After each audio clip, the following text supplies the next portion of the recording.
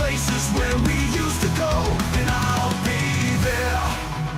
Oh, how can I forget you? And there's always something there to remind me.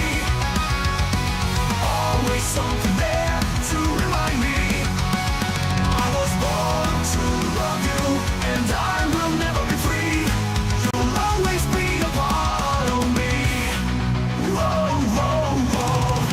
Whoa, whoa, whoa.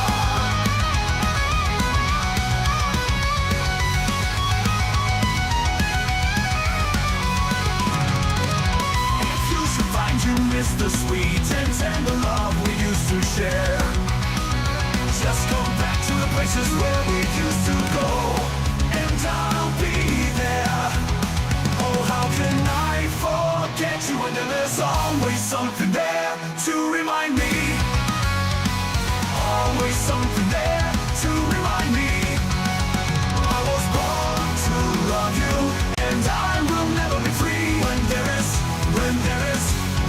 is always something there to remind me. Always something there to remind me.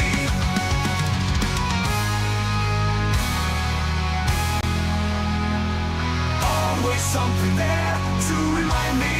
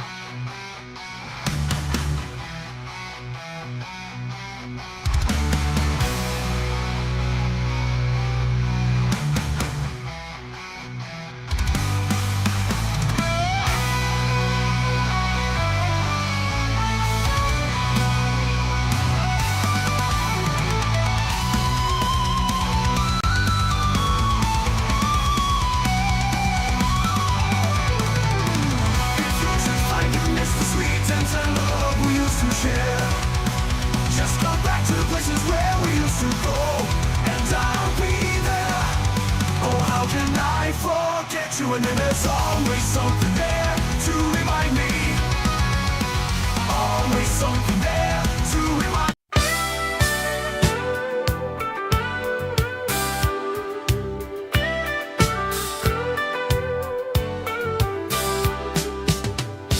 He was born in the summer of his 27th year, coming home to a place he'd never been before. He left yesterday behind him. You might say he was born again. You might say he found a key for every door. When he first came to the mountains, his life was far away, on the road and hanging by a song. But the string's already broken and he doesn't really care. It keeps changing fast, it don't last for long. But the Colorado Rocky Mountain High, I've seen it rain and fire in the sky. The shadow from the starlight is softer than a lullaby. Rocky Mountain High, Colorado. Rocky Mountain High,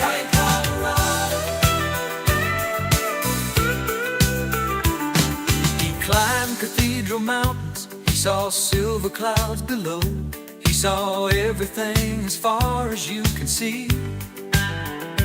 And they say that he got crazy once, and he tried to touch the sun, and he lost a friend but kept the memory. Now he walks in quiet solitude, the forest and the streams, seeking grace in every step he takes. His side is turned inside himself to try and understand the serenity of a clear blue mountain lake. And the Colorado Rocky Mountain High, I've seen it rain and fire in the sky.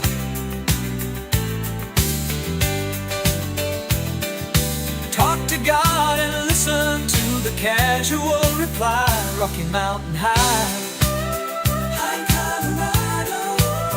Rocky Mountain High, high Colorado. Now his life is full of wonder, but his heart still knows some fear of a simple thing he cannot comprehend. Why they try to tear the mountains down to bring in a couple more people, more scars upon the land. And the Colorado Rocky Mountain High, I've seen it rain in the do.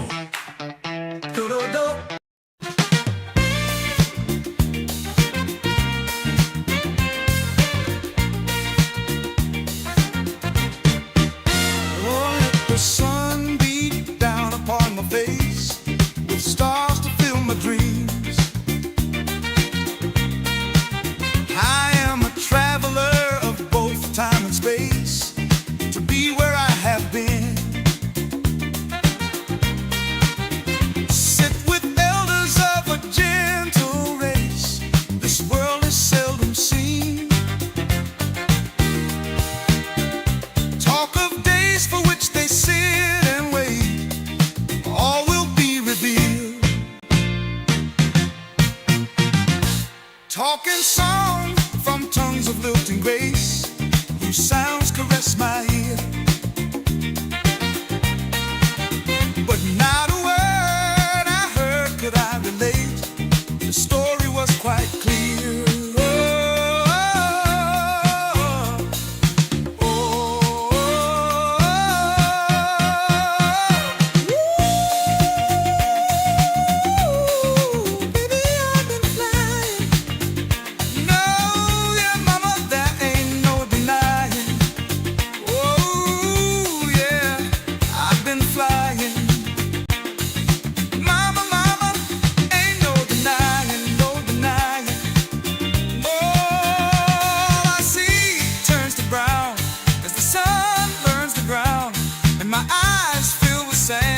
As I scan this wasted land, trying to find where I've been.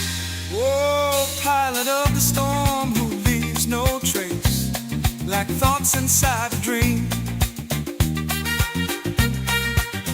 Here is the path that led me to that place, the yellow desert stream. My Shangri-La beneath the summer moon, I will return again, yeah.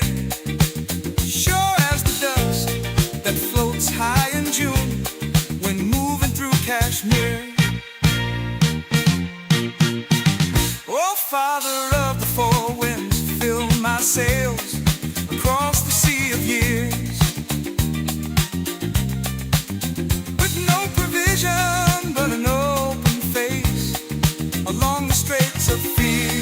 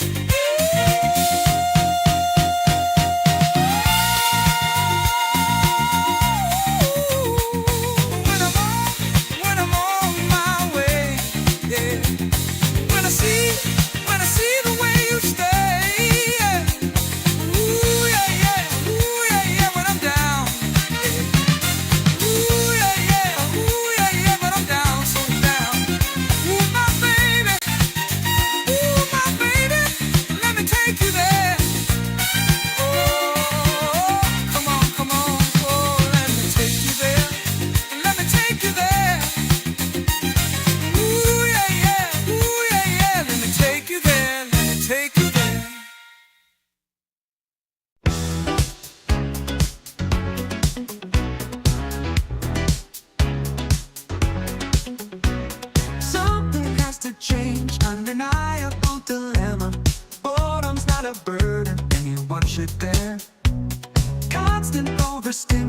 Temptation numbs me, but I would not want you any other way.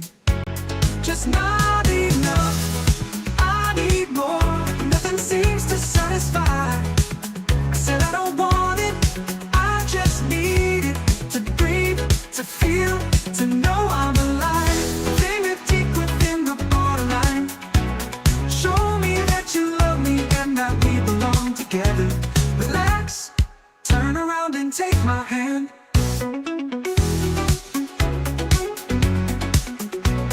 I can help you change tired moments into pleasure. Say the word and we'll be well upon our way. Blend and balance, pain and comfort deep within you, till you will not want me any other way. It's not enough, I need more. Nothing seems to satisfy. I said I don't want it, I just need it. To breathe, to feel, to know I'm alive. Maybe deep within the borderline. This may hurt a little, but it's something you'll get used to. Relax, slip away.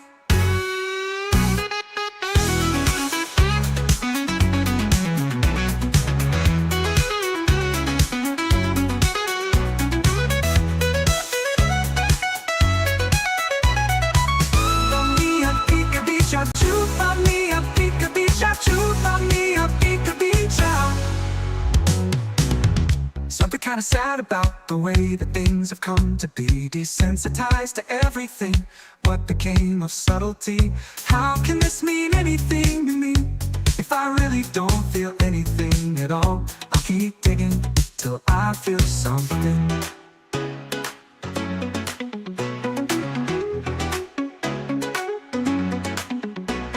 Elbow deep inside the borderline.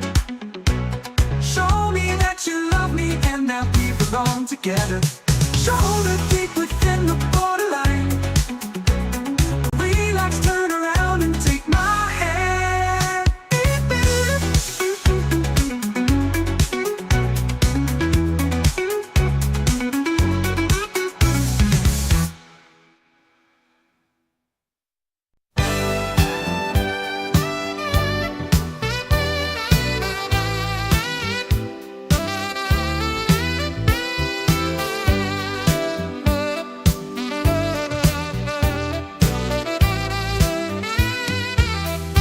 On a dark desert highway, cool wind in my hair, warm smell of colitas rising up through the air. Up ahead in the distance, I saw a shimmering light. My head grew heavy and my sight grew dim. I had to stop for the night. There she stood in the doorway. I heard the mission bell, and I was thinking to myself, this could be heaven or this could be hell. Then she lit up a candle and she showed me the way. There were voices down the corridor.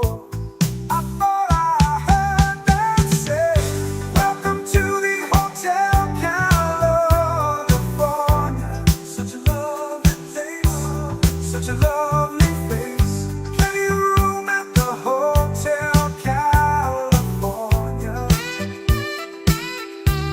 Any time of year, any time of year, you can find me here.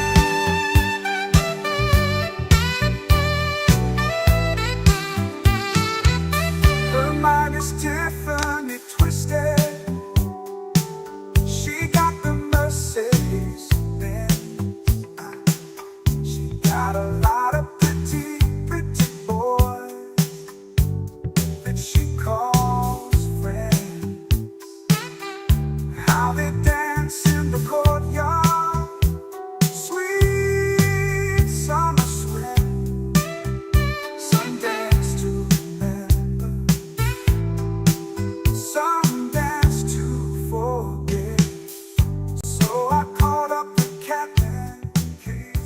Welcome, my friends, to XboxEra.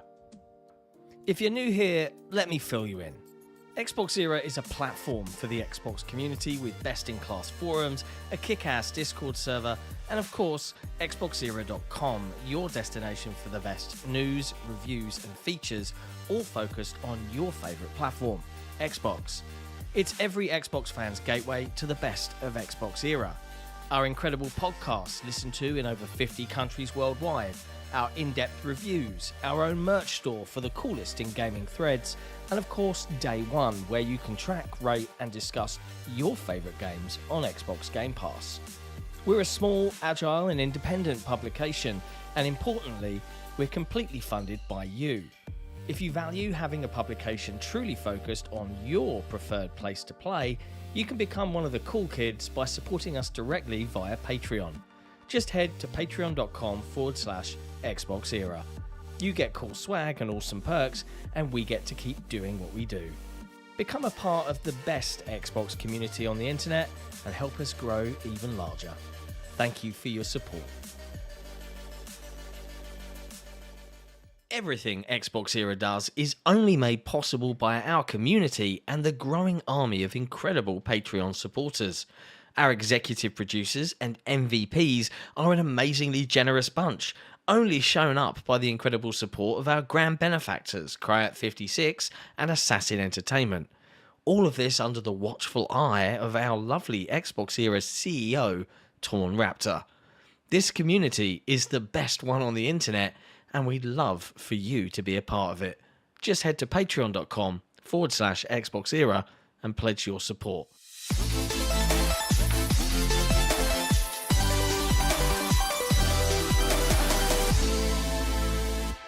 Present them later on. Hello, friends, and welcome to episode 252 of the XboxEra podcast. We're here to discuss the latest in the gaming from across the industry, but overall, we're focused on your favorite platform, Xbox. Big shout outs to all of our wonderful Patreon community, from our MVPs, our executive producers, but especially our grand benefactors, Cryat56 and Assassin, and our wonderful CEO, TornRaptor. I am, as per usual, joined by special Nick. What's going on? And today we have a very special guest. We always love having developers on. And this week it's a good one because this is a super unique looking game. The lovely Patrick from Zocrates Labs is here, or Zocrates Labs, I think is how I meant to say it. Developers of Ruffy and the Riverside, which we're going to talk a little bit about today. Patrick, welcome to the show. Hello, thanks for having me. It's a pleasure. It's a pleasure. Nick and I love talking to developers on the XboxEra podcast, and most of our community love it too, which is really, really good because I think we're all a little bit curious, really, about how the hell game development works. Because you must have seen it, Patrick. All of us armchair developers sitting there. Can you tighten up the graphics on level 3? Can you do this? Can you just make it 60 FPS now, please? All of that bloody jazz. Series S. Yeah, the Series S holding Series everything S. back. God. It's always been a fun time to have developers on. So we're really, really glad to have you. So thank you for taking the time out. Big shout to everyone in the chat. Don't forget to hit that thumbs up button if you would be so kind as we get going. But we want to learn a little bit about Ruffy and the Riverside, which is a game I took pleasure in playing earlier this week because it's part of Steam's Next Fest at the moment. You've got a little demo out. Is that right? Yeah, correct. We have our demo out and people like it really well. So I think it has about 99 or 98% of positive reviews and nice comments on Twitter, Instagram. And so, yeah, we are very happy with the demo ourselves. Yeah. And it's funny because the reason you're on this show is mostly because Nick saw your game. Yes. So the one time Twitter's For You algorithm was actually working properly, all of a sudden this game just came across my feed. I'm like, oh my God, what is this game? And I'm like looking into it. I started following you and I think your DMs were open. And I was like, oh my God, like we'd love to have you on. And that was actually almost a year ago to the day because it's March 2nd here. So yeah, I still remember. I was sitting in a coffee with my wife, and I was having an ice cream, and then oh, I said, oh, come on, those guys from the Xbox era just wrote me. I could go on their show. Yeah. Yeah. I'm looking at the message right now. It was March 19th last year. So almost a year ago to the day that I reached out. I'm like, oh my God, we'd love to have you on the show because the game just looks amazing. It was the one Thank time you. Twitter's algorithm was working properly. Nice to know. And yeah. And I was like, it just reminded me on an incredible spin on like old Nintendo 64 platformers, which of course I adore the Nintendo. Everyone that watches this show knows that I adore the Nintendo 64. And it just, it looks so good. It looks so good. Oh, let's dive a little bit into it, Patrick, about why Yeah. it looks how it looks. I took pleasure in playing the demo earlier this week, and it's got this wonderful 3D meets 2D, like the characters are drawn almost. Yeah. And Yes. I noticed, and it really made me laugh, is as I turn the camera, or I can't remember exactly what interaction caused it. It's definitely going to be in the footage that we're running on the screen. But I think Ruffy kind of got hit or something, and he kind of flops like a piece of paper like this. Mhm. Like, I was like, what is going on here? Like, where did this art style come from? Where did the imagination and this idea of Ruffy? You see, it was just what we could. When we started, we are a bunch of artists, we are drawing, painting, we are doing sculptures, interactive robots. We were programming a fountain for kids and all that stuff. And we did so much around video games. We did art exhibitions for video games. We wrote a book for video games. We did video game music, but we didn't make a game. And someday we decided, okay, now maybe we should focus on the center of our activities and just make a game, But we had never done this. The only thing we really could was doing hand drawings. And so we started to draw it all. We thought, don't mess around with 3D modeling. That's too complicated. Let's just draw it. And this is a part of the game here. Oh my God. Wow. Oh my You don't need God. no hard disk. You just need the paper, this is an early version of Ruffy. Oh my God. Yeah, that's amazing. What animal is Ruffy? Like, is he a cat? Yeah, what is he? Is he a cat? What do you think? I want to say he's got. Is he a cat or a bear or something? Because he's got ears like a cat, not bear ears. I don't know what is Ruffy.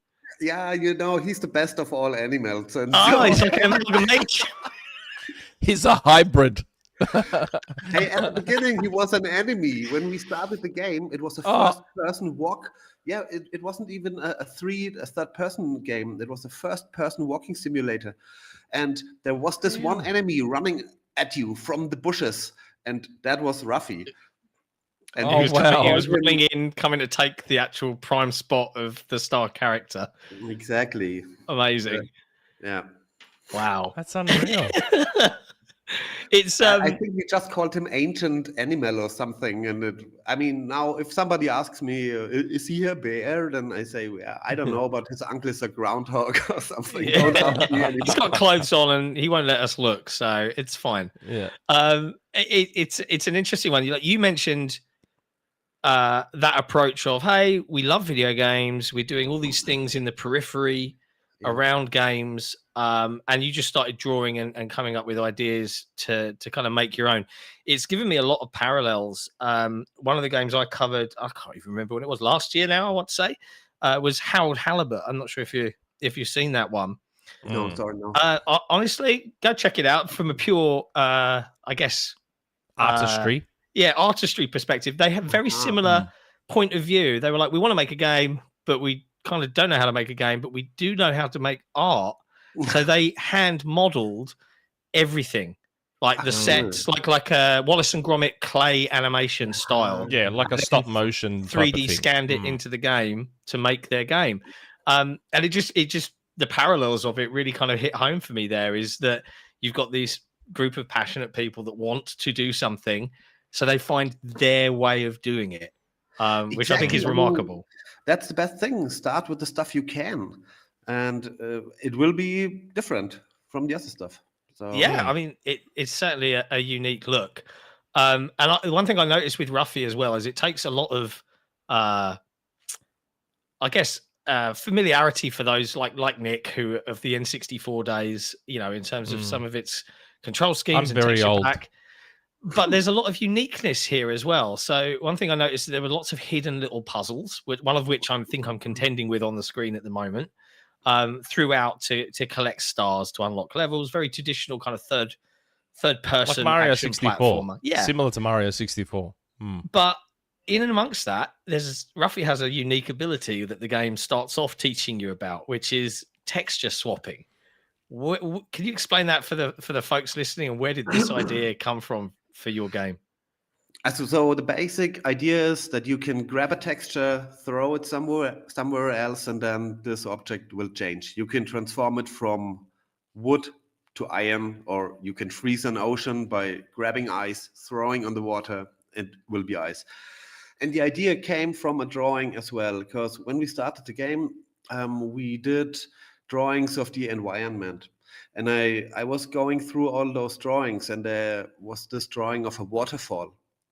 And at the bottom of the waterfall was a lot of smoke. So I wondered, is that really water, or maybe is it lava? I don't even know. You couldn't tell from the drawing, And then I thought, hey, maybe it's both. Or how cool could it be if it actually would be both? If you could maybe switch it. And that was the idea. And so we started with, okay, now you can switch textures. Yeah, I mean, the demo opens in that way, right? You're falling, and your colleagues tell you, hey, grab that vine texture, throw it on the waterfall becomes vines, you can climb up to safety. And so the game kind of just unleashes you. Now, I get that this is a demo at the moment. Is there kind of like a planned structure in terms of teaching that mechanic, or is that are we seeing the opening of the final game there? Or yet to be decided, TBD. No, it is decided. I just wonder if I shall tell you. But we do have a tutorial. Yes, you will learn it very easy, and it will be dramatic as well. So yeah, of course we have to teach people. But I think that the swap is very easy. It's like copy and paste, and everybody knows copy and paste. Yeah, and actually, it was a kind of journey that we reached this simple formula, because at the beginning it was you could collect textures, and you had a huge inventory with those textures, and you had to then all the time you had to pause, go through your menu, what texture do I need? It slowed the game down, and then we said, hey, no, let's go for copy and paste. And the good thing is, you don't need an inventory, because the whole environment is the inventory. You just grab your stuff from the environment, and what you see is what you get. That's much more easy. Yeah. How long has Ruffy and the Riverside been in development with you guys? You mentioned that you were artists first. How long? 7 years. Wow. Yeah, I mean, you have to draw. What a journey. Okay, you got to talk us through this. Let's rewind 7 years, because I imagine that this week has been a pretty amazing week for you guys, right? The demo's out. You're seeing this absolutely bananas reaction from folks that long for games of this type from yesteryear, except yours isn't just a game of that type from yesteryear. You're doing new things with games of that type. The reaction must be brilliant. So you guys are having this amazing week, but let's rewind 7 years.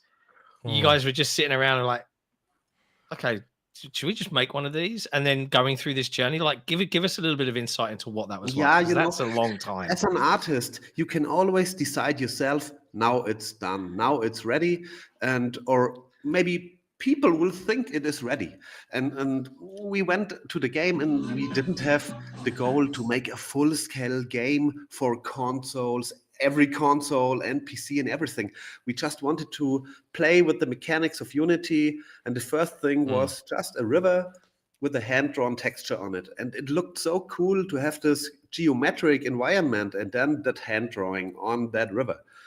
And this had really a huge impression on us. And then we said, okay, now we have the river, let's do some bushes, let's make an animal. That was Ruffy then. And then came that idea with the texture swap, and even more ideas. Yeah. And we didn't stop. And I'm just wondering though, so 7 years, how big is Zocrates Labs? How big is the team right now? Yeah, we are 5, but we started with only 2, and we worked half day. So this was just a Wow. project for, okay, let's just give it a try. You know, at the time I was a professor at the art academy, and I was teaching game design. And so one of my students and me, we decided, hey, let's do our own project now with that texture swapping game. And Oh then wow. when we seen, okay, this could be something, especially with the swap mechanic, then we Yeah. applied for funding money, and then we got the funding money. Then we founded the company, and from there on, it grew. Oh wow. So okay, so you were a teacher. Oh, that's unreal. I So studied you fine do, art. Yes, I'm an art teacher. yeah. So did you have, like, when you started the game, did you have experience with like coding and development and that sort of stuff, or were you learning all that from scratch? Zero. The only thing I could was to draw, and my student, he did a bit of coding, like for Raspberry Pi and that stuff. Oh, That was really? all. So it was really a steep learning curve. Then later we hired a professional programmer, of course, but that's how we started. Just with the stuff we were amateurs, you know, but we wanted to do Yeah, yeah. something. It is an amazing story, I have to admit. Like, Yeah. I think I guess this is the beauty of modern game development in a way. Like, you still have to know what you're doing, but would you say that, like, do you know how to code more now, or do you just try not to touch any of it? I'm not a coder, you know. I'm the art director. Um, Mm. all the puzzles come from me. The idea of the swap and the storyline, that stuff. But no, I cannot code. Yeah, fair enough. I can't either. And I Yeah, feel like I wouldn't know where to start. It's the thing. yeah. I look Yeah. at it all and I'm like, I don't know. But it's Yeah. interesting that regardless, you pushed ahead and get it to a point where, I mean, what was that conversation like with that, coder that's now joined the team? Hey, we've got this idea. Let us show you what we've got. Do you want to make this with us? Or was it just a simple putting a job advert out and then being like, you're in charge? Like, how did you find the rest of your team to kind of build this and put it together? Very traditional. I mean, I posted it on social networks, but that had no effect at all. And then I went to a local event here in the city of Nuremberg. It's called Indie Outpost, and all the indie developers meet. And I said, hey, I'm looking for a programmer. And a week later, I got an email, hey, yeah, I'm interested. Then he came. And I mean, those two USPs we have, like the hand-drawn look and the swap mechanic, that convinced him. He said, yeah, this looks interesting enough. And yeah, let's go for it. That is amazing. I mean, I love hearing stuff like this, that this is Mm. just pure like grit and willpower to bring something to life over 7 years. Mm. Yeah, this was really a project of passion. You cannot do it for 7 years if it's just a job. And No, I mean, you really have to want to do it and believe in the success and everything, because you cannot do it for 7 years if it's no, just a task. I can imagine. Mhm. And well, here you are 7 years later. And now Uh, I'm at XboxEra. Yeah, well, yeah. I mean, I appreciate you making it sound like we were awesome. Like, that's fine. Yeah. Thanks. But like, I'm seeing it's got 98% of folks are describing the demo as very positive, and I get, Mm. discoverability on Steam is always a scary concern. But to your credit, and to your point, much like your programmer, this has a hell of a unique look, which is certainly grabbing a few folks' attention. How does it feel? How does it feel now to like press that button and the demo's live, and now you're letting people just play and see what they think and getting that feedback? I mean, this is pure horror. This is because you never feel confident about your stuff. I mean, I know it is cool, but on the other side, there are thousands reasons why people cannot like it. And the internet, Mm. everything They can are go jerks. crazy as well. Everything can go the other direction as well. So you are never too sure about that stuff. But you can work on it. I mean, we really put much effort into the demo. We really put much passion into it. And yeah, to us, I think we delivered. And that's the only thing you can feel then, okay, we couldn't do it better. If you reach that point that you say, okay, I don't know what to add anymore. Now this is it. Let's try it. Yeah, I think you're making a great argument for more of these sorts of games. Like much to Nick's wants. You've always longed for more games of this nature, right? So to see one come out, Nick, you must be delighted as well. I know it looks so good. It looks exactly like the sort of game I used to play and still want to play, but there's not many games like this anymore. The games like this don't particularly get made these days. There is certainly a market for it, but we really never try to do a retro game because we started with the hand-drawn stuff, and that was at the time something uncommon. And same goes for the swap. This is really a mechanic I do not know from any other game, like copying textures. No, not that I can think of. I don't think I've seen it. It really is quite unique. And so, now we have that label for a retro platformer with the swap, and I'm totally fine with it because we grew up with the N64 as well, and probably that's why our game looks how it looks, because we just love the old games, and not even only N64, also PlayStation, Crash Bandicoot, and all that stuff. Yeah. Was it always the plan to make a game of this type? Like when you started, were you like, whatever this is going to be, it's going to be a retro platformer? Like, I know that's the label, but was it always like imagined as a kind of 3D platformer like this? No. The texture swap was in the middle, and you see, now the game is called Ruffy and the Riverside, but our working title was just Riverside, because you were walking alongside a river, and you had to follow the river to its fountain. And while you approach on the riverside, you are meeting obstacles. And by texture swapping, you had to overcome those obstacles. So it was a first-person walking simulator next to a river. Wow. And then later on, then we moved on, that crazy animal running from the woods onto you. That was then Ruffy. And we thought, hey, let's make it third person. Ruffy will be our character. But he didn't have a name. It was just the bear.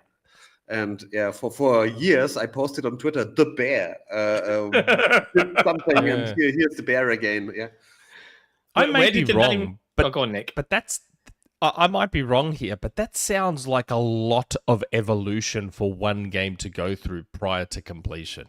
Yeah, like I don't think I've ever heard a story where a game because a lot of it'd be I feel like it would be difficult to evolve a game a lot throughout the development process without external feedback.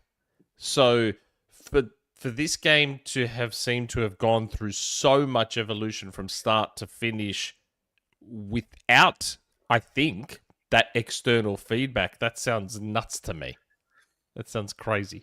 Yeah, we did have feedback from Twitter. We started early on. From Twitter. Yeah, don't take too much of that. From the beginning, we were just recording our screen. We didn't even have a screen capture software. We just put the iPhone to the screen, moved it a bit, and that was the first thing. People stopped scrolling because they said, what is that? Why don't you use the screen capture? And I said, no, that's a good thing to have. That's a good thing to have. Oh, I love like that. That was great. Amazing. The other thing that really stood out to me when I was playing, and I have to give it props, because as great as the art style is, games are an amalgamation of lots of different talents coming together, right? Art, programming. Can I just say for a minute the theme tune for this absolutely slaps? Like, who's responsible for music? Tell me a little bit about how this person came on board, because the whole doop-de-boo-doo is just I know everybody loves catchy. that track, and we do our soundtrack ourselves. So this is a team member, and he did quite a number of tracks. And interestingly enough, we have 3 musicians on the team. So there are a couple of other tracks that we did ourselves, and we are really very happy and proud that we did that slapping song ourselves. Yes, that is incredible. So you guys are programming, drawing, and doing your music, composing, all on your own. Just As I said, we did everything in the periphery of games before we started to do the game. I mean, it's one hell of a story, Patrick. I mean, it really is incredible to have come this far in 7 years and be at this point. Now, the demo's out. It's got this really positive review. You've got the banging soundtrack. What's the actual sort of structure in terms of your plans for this year going forward? And I'm not talking release date. I know that is far off and nebulous and not known to us at this point in time. So we won't go there. But have you got plans for events and things like that to put Ruffy in front of more people, like Gamescom or Summer Games Fest, or what's the general plan for Zocrates? We've been to Gamescom and might go to the next one as well, but the release will be before next Gamescom. We are applying to every showcase, and from some we get rejected, from others we are in. We try it all, really everything. Amazing. I mean, you have to do, because people have to know your game. Otherwise, it doesn't matter how good it is if people don't know it. So really applying for every single bit we can.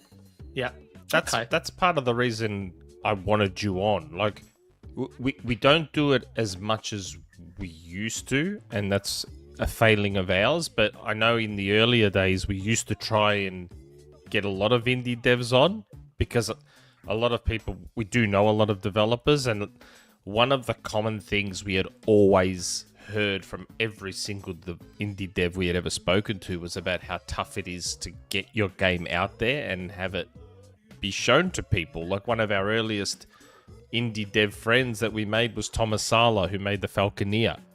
So, we had him on a couple of times, and we used to really...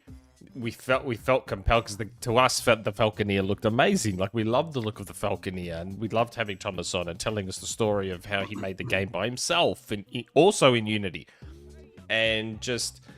So we felt compelled to have him on so he can show off the game, because he had talked about how tough discoverability is, especially on Steam, because there's so much on Steam. Like, there's this wave. That's insane. It's insane. Yeah.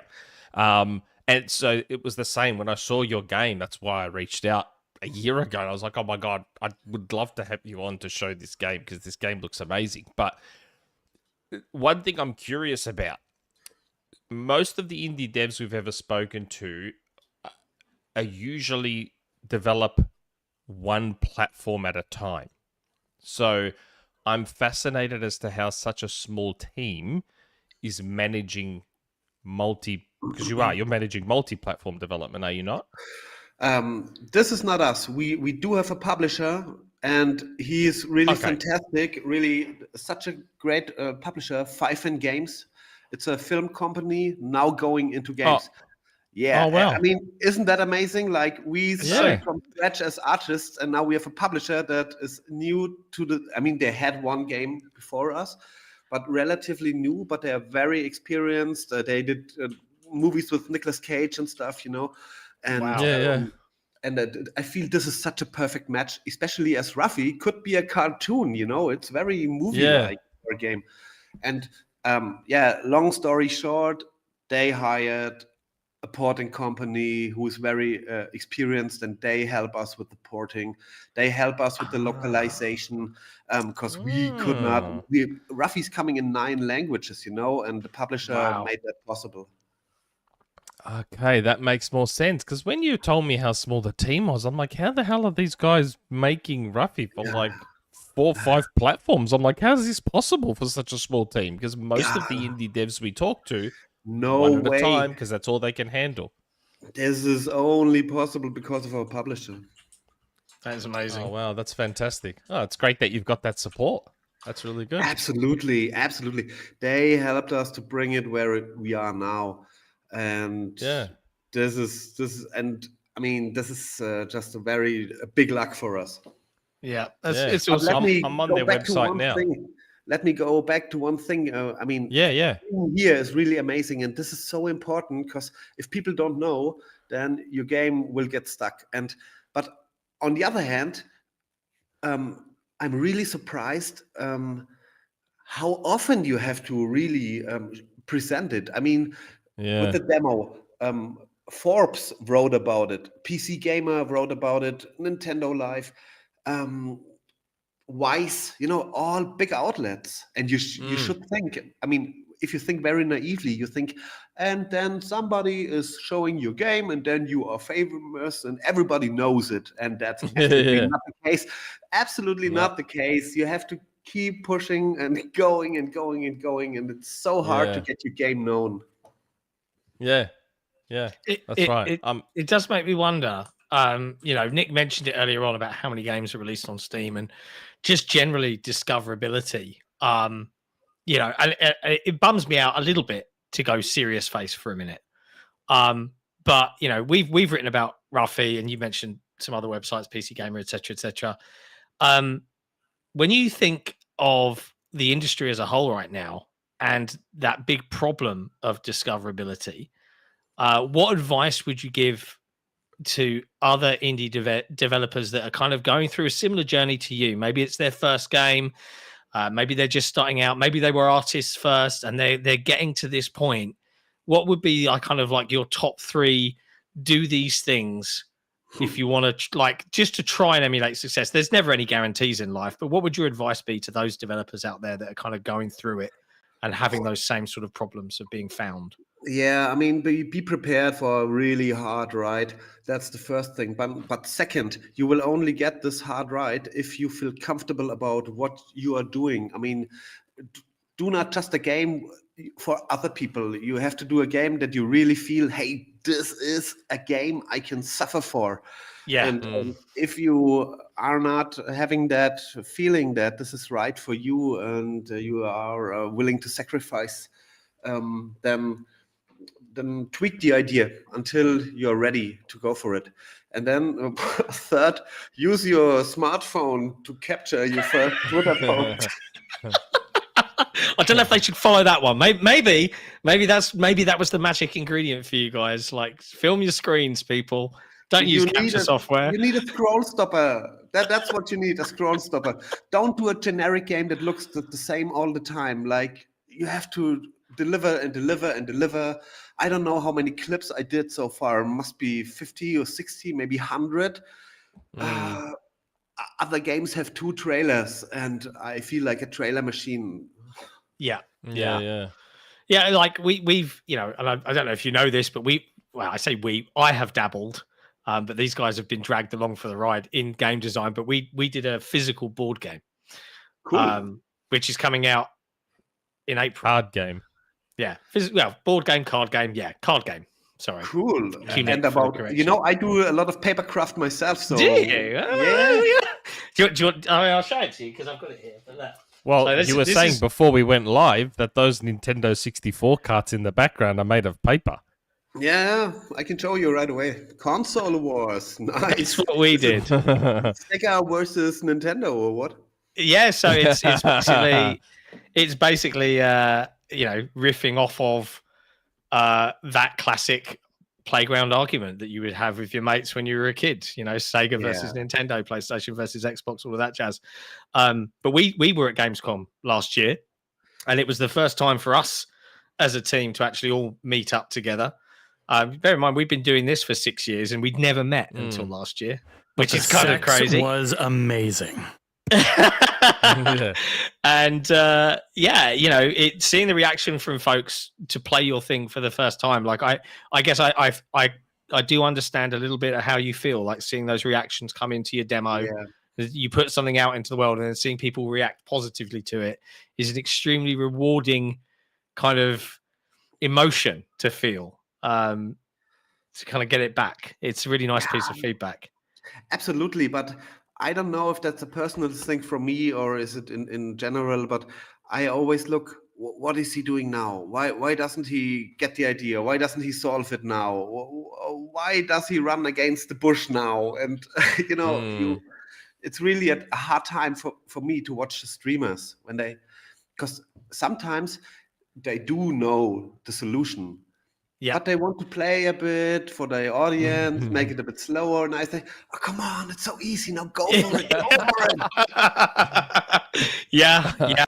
There's definitely that. And, like, we had to spend 4 days explaining the rules of a card game to just repeatedly groups of Germans at Gamescom, and none of us spoke German. But to give Germany a lot of credit, they all speak English to varying degrees, so it wasn't too painful. But Germany's a big board gaming kind of country, right? You guys play a lot of them over there, so I think I was just like, yeah, we can play this, and they were off. It was great.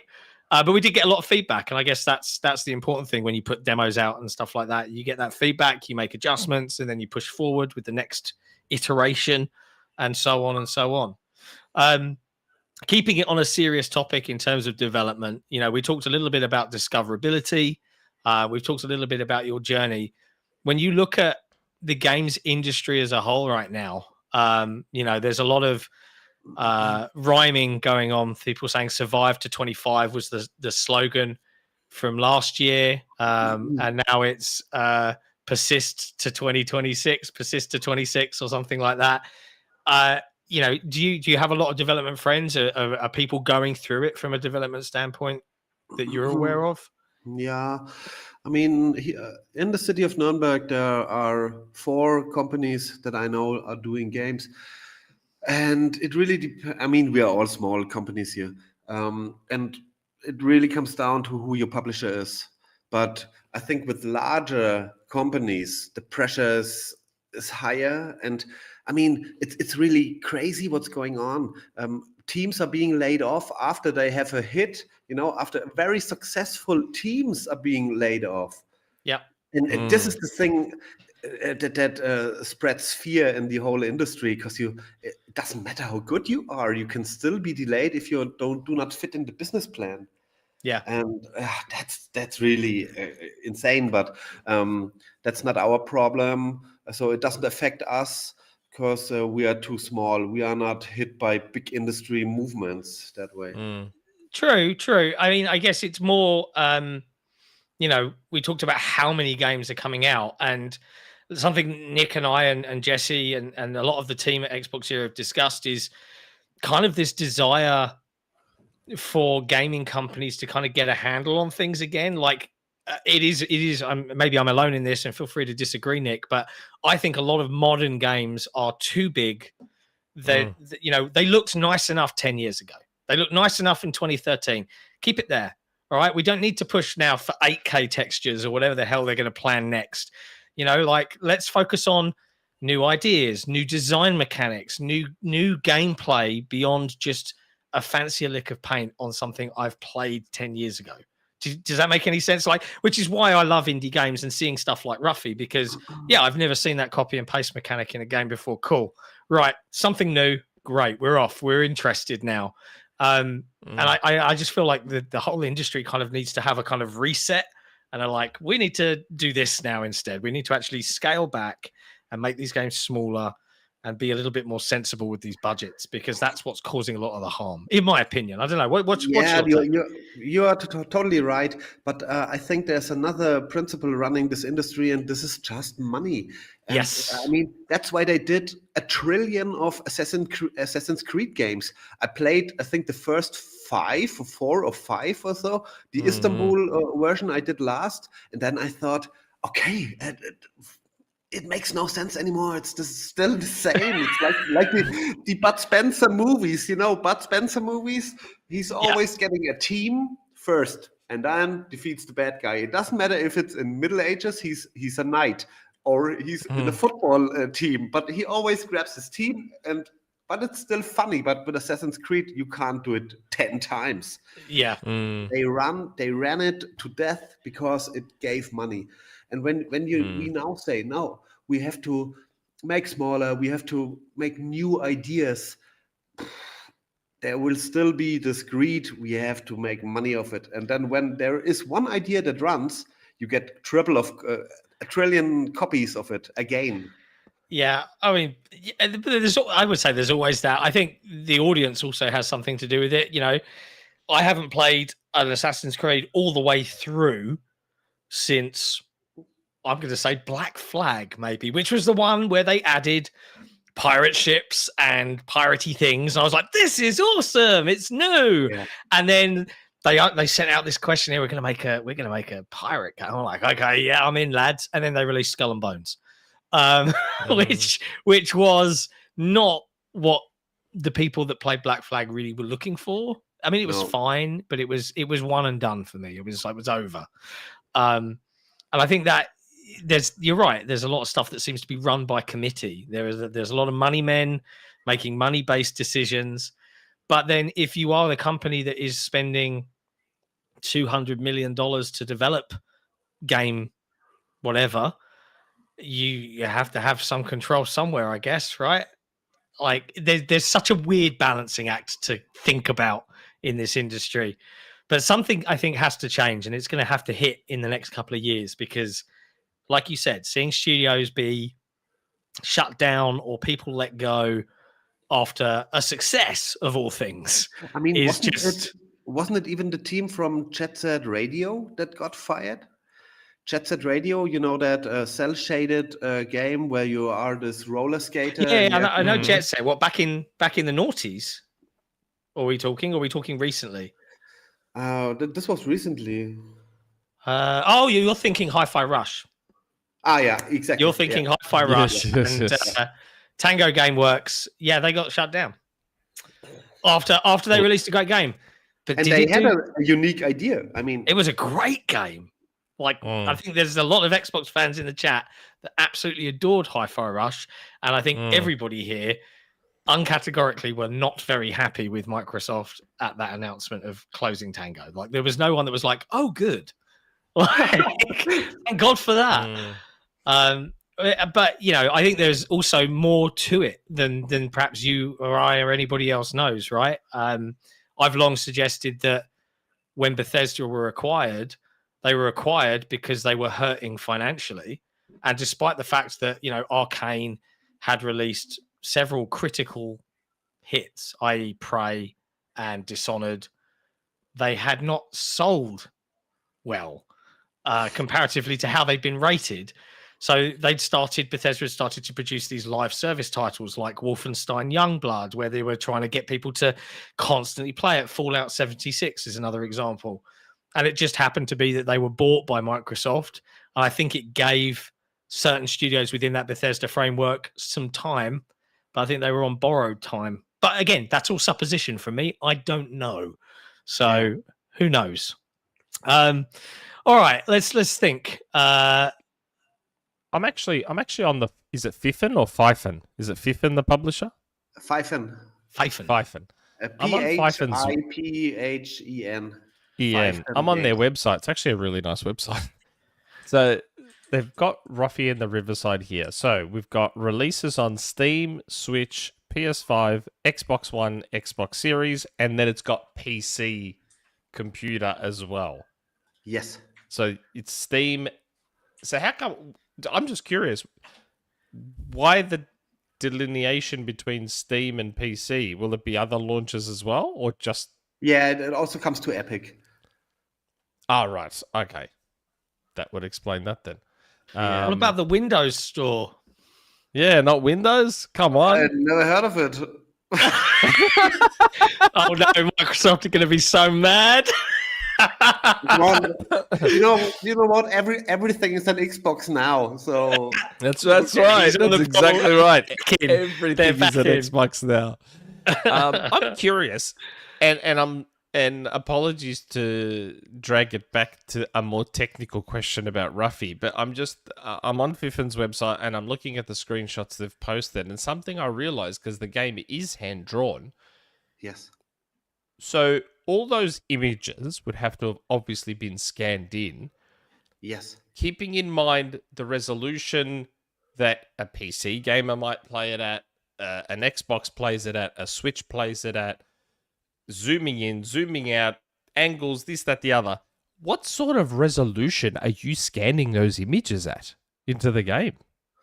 I mean, we've got a very good scanner, a really good scanner. No, I don't know, maybe 2000 on 2000, so the highest resolution maybe. And I mean, is that 4K? I don't know.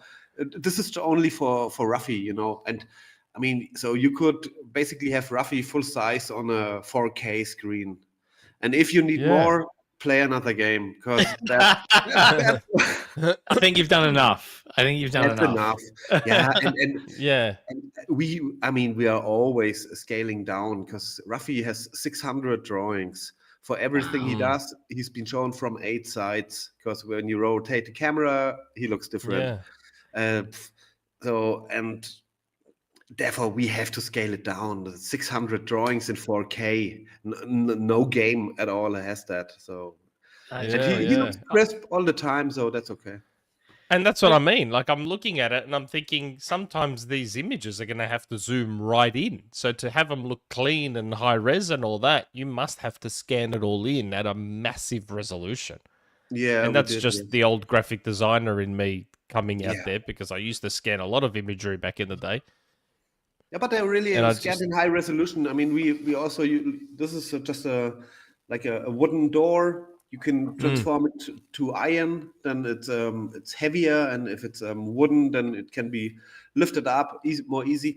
And we also use a very good paper here, very good pens. So this is quality work, you know, old school. I mean, you've just piqued my curiosity, because maybe I was wrong here, but I guess now you've answered my question by showing that image. I was under the impression that characters and certain objects were hand drawn, but that the world was done on computer. But now I'm like, is every texture hand drawn? Like every texture is hand drawn. Every single texture. Wow.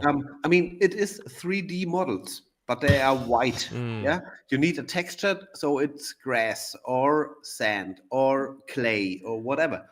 And I mean, this doesn't come because we like drawing. Oh my god! I've been living under a lie for the last 45 minutes.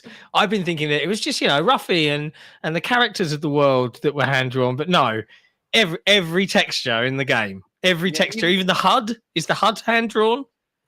The map as well, yes. Oh my god! I mean, this is really old. So we tried what is a good grass. So we tried here, and I mean, this is a time capsule here. That's amazing. I mean, are you going to do anything with these? You know, let's say you ship the game. Is there like the making of Ruffy that could be put together, like an art book? You mentioned you've done books previously. I mean, if they ask us for an art book, it will be very easy. Yeah, I mean, this feels like a no-brainer, right, for fans, particularly for fans of the game. And some of those textures, they really. I mean, this is an afternoon of drawing just for texture of a column. And yeah, they're all here. That is amazing. Okay, so animated stuff. Like we do have on the shore, you see the water rolling in and out. Yes. So we had made for each of those of the movement is one texture, and then you play this ding ding ding ding like a clip, you know, of those, and then the movement comes in. That is amazing. So I'm seeing all this artwork here. I'm going to ask a question, and I posed this to the developer of The Last Case of Benedict Fox, another very beautiful game. Now, have you guys organized the achievements on Xbox yet? Yeah, of course, yes. Yes, Xbox and PlayStation as well. And you know what? We could not reuse them because the Xbox achievements they need a background, you know, background image. PlayStation is just a square, but correct. Xbox but like a 4K resolution. Yes, and one thing I tell all the indie devs is please put your beautiful artwork as the image for the achievement, but not many do it these days. Easy for us, we did. Awesome. Did you? Oh, you did like proper Ruffy artwork?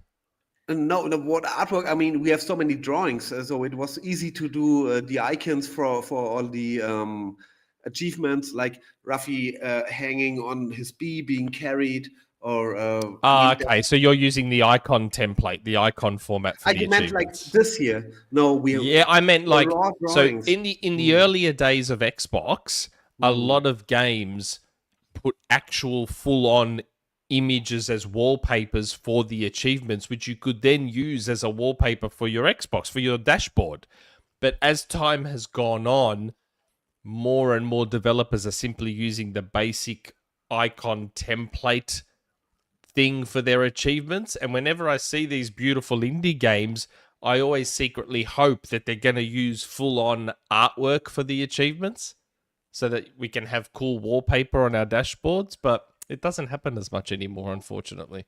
I mean, we could really dig in all those drawings we have, and let it be a surprise for you. But yeah, it was. I did not leave Photoshop for a very long time. When I did Don't worry, Nick's just trying to get himself in the credits of the game. Like he managed to somehow persuade Plot Twist to put an achievement in the game for Last Case of Benedict Fox, where he was forced to watch all the cutscenes, because Nick is a notorious cutscene skipper. So if you have a lovely story you want to tell with your indie game, Nick ain't watching it. He's skipping that shit. He's getting straight into the gameplay. He doesn't care, right? And they were having this argument, and so the developers of Plot Twist put an achievement in that you only get by not skipping the cutscenes to piss him off, which I think is brilliant, and I love Plot Twist for that. That is one of the funniest things anyone's ever done. I want to call this out in the chat because I think it's important. Phil One Up Collects in the chat says, happy to see my buddy Patrick and his team get so much love for Ruffy. It's truly setting the bar for future platformers for years to come. I'm so excited for him and this game. Big red heart from Phil One Up Collects there. Thank you, Phil. Thank you, Phil. Yeah, I know Phil from Twitter, and I know he's a huge fan. He even did a video emphasizing that he will fight for Ruffy, and I'm really happy. I mean, we have so cool followers, and they really support us so much. This is, I mean, there's nobody that says, hey, this game is quite okay. Yeah, it's always that extreme if this is the best. Yeah, maybe not the best, but at least they're saying it. That's what I'm saying. Your fans are saying, we love this. This is exactly what we wanted. More, please, right? And that's a good thing to hear from your fans. This really gives us power. I mean, this is a stressy job, and for 7 years, I mean, you go crazy. But if you get such feedback, this helps so much. Yeah, absolutely. Looks so good. So I'm going to dive into, because we've got a few questions from our wonderful Patreon community.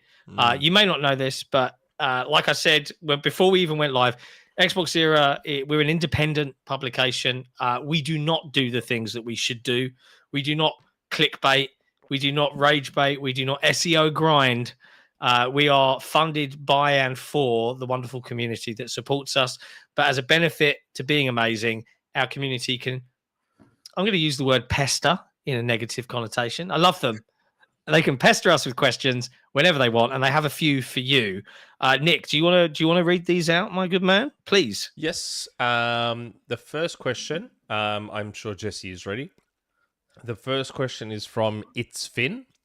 He says, "G'day and hello. Hope your day/week is well. Day/week is well. A bit of a sour one, but at least games keep us company. To the developer of Ruffy. The game oozes a lot of nods of Paper Mario and Odyssey in it, and I'm okay with that. Always love when a game tries a different style. The question I ask, could we... hold on. Could we... it says here, could we more of these kinds of games from the other kinds of games that were made back? But it doesn't read properly. And not to confuse anyone, I don't mean straight... Yeah, that's what I assume. Could we get more of these kinds of games from the other kinds of games that were made back? And not to confuse anyone, I don't mean straight carbon copy, but do it in an albeit different style when games experiment. Cheers. So he's saying, can we get more of these kinds of games rather than obviously what we have been getting? I hope so. I mean, you see how much work it was, and we will build up on this. So our sequel will probably be just Ruffy 2. I'm completely honest here, because I don't know how Ruffy 2 will change, okay? But we cannot throw away 7 years of drawing, and we will overwork it all. We will expand on the storyline, on the character art, And the assets are there. Well, I mean, and look at all the work that went into creating those assets. You don't want to just get rid of that. But he's totally right. We had inspiration from Odyssey, of course, with the wall puzzles, but it made sense because Ruffy is flat, so he can't jump into walls. Paper Mario, of course, this showed it is possible to have a flat character, but we also had inspirations from Zelda Ocarina of Time, because it is a platformer, but also an adventure. Banjo and Kazooie, Crash Bandicoot, all those games, those were the inspirations, and maybe Ruffy 2 will go more in one or the other direction. Let's see what the feedback will be on the full game, and then we decide. So happy you said Super Mario Odyssey, because that's one of the greatest games ever made. Yeah. That's really fantastic. It is. It's these two. Every time I go on about Super Mario Odyssey, Jesse and John are all like, ugh. Super Mario Odyssey is unbelievable. Unbelievable. Next question is from our indie developer friend, nrXic. Greetings and salutations to all. My question is for the developer of Ruffy and the Riverside. Picture this. The year is 2026, and the excellent-looking Ruffy and the Riverside has become a wild success. The higher-ups at Xbox take notice, and Phil Spencer and Matt Booty ask Zocrates Laboratories to develop the next Banjo-Kazooie game. Do you accept the offer? Why Banjo? I mean, we do have Ruffy. I mean, Ruffy's already better than Banjo, right? Maybe it's Banjo and Ruffy or something like that. Yeah, I mean, but Microsoft are so impressed that they want you guys to make Banjo. Would you do it? Nobody would say no. Nobody. Of course, a Banjo and Kazooie, but I'm not sure if I could do it, because it's such a beautiful and funny game. I mean, the intro alone, where all those musicians pop up, and then I mean, this is just comedy. This is poor. That's a burden. To do the next Banjo Kazooie is a burden, not only an honor. Banjo Kazooie is legendary.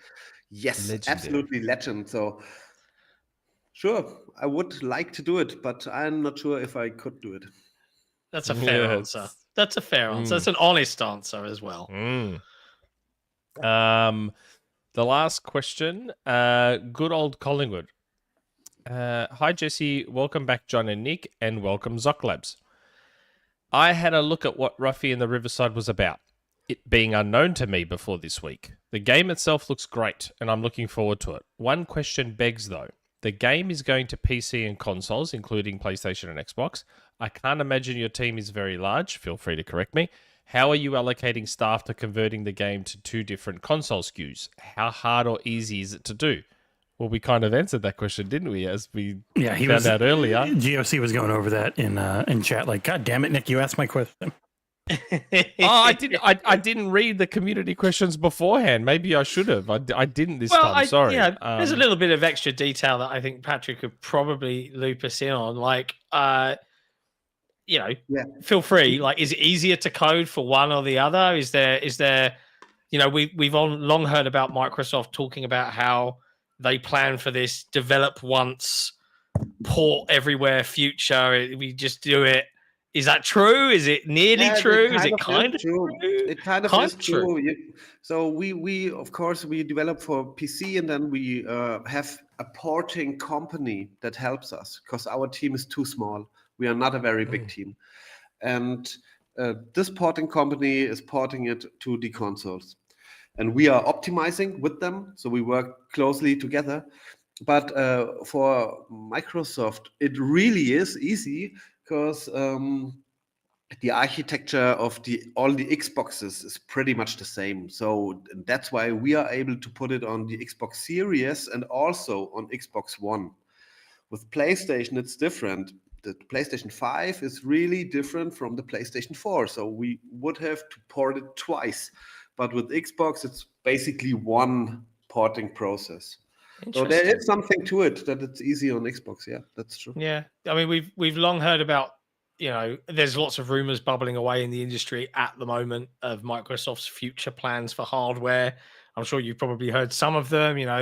There's talk of a handheld. There's talk of the next Xbox being more akin to a PC than ever before, but with effectively an Xbox operating system. So it plays like a console, but has a little bit more like where maybe we could sideload Epic or Steam or something like that. It's an interesting future ahead of us. I think we just don't all quite know yet. How is it going to work? What is this? I think we're still waiting all for answers. But that's Microsoft's problem to solve.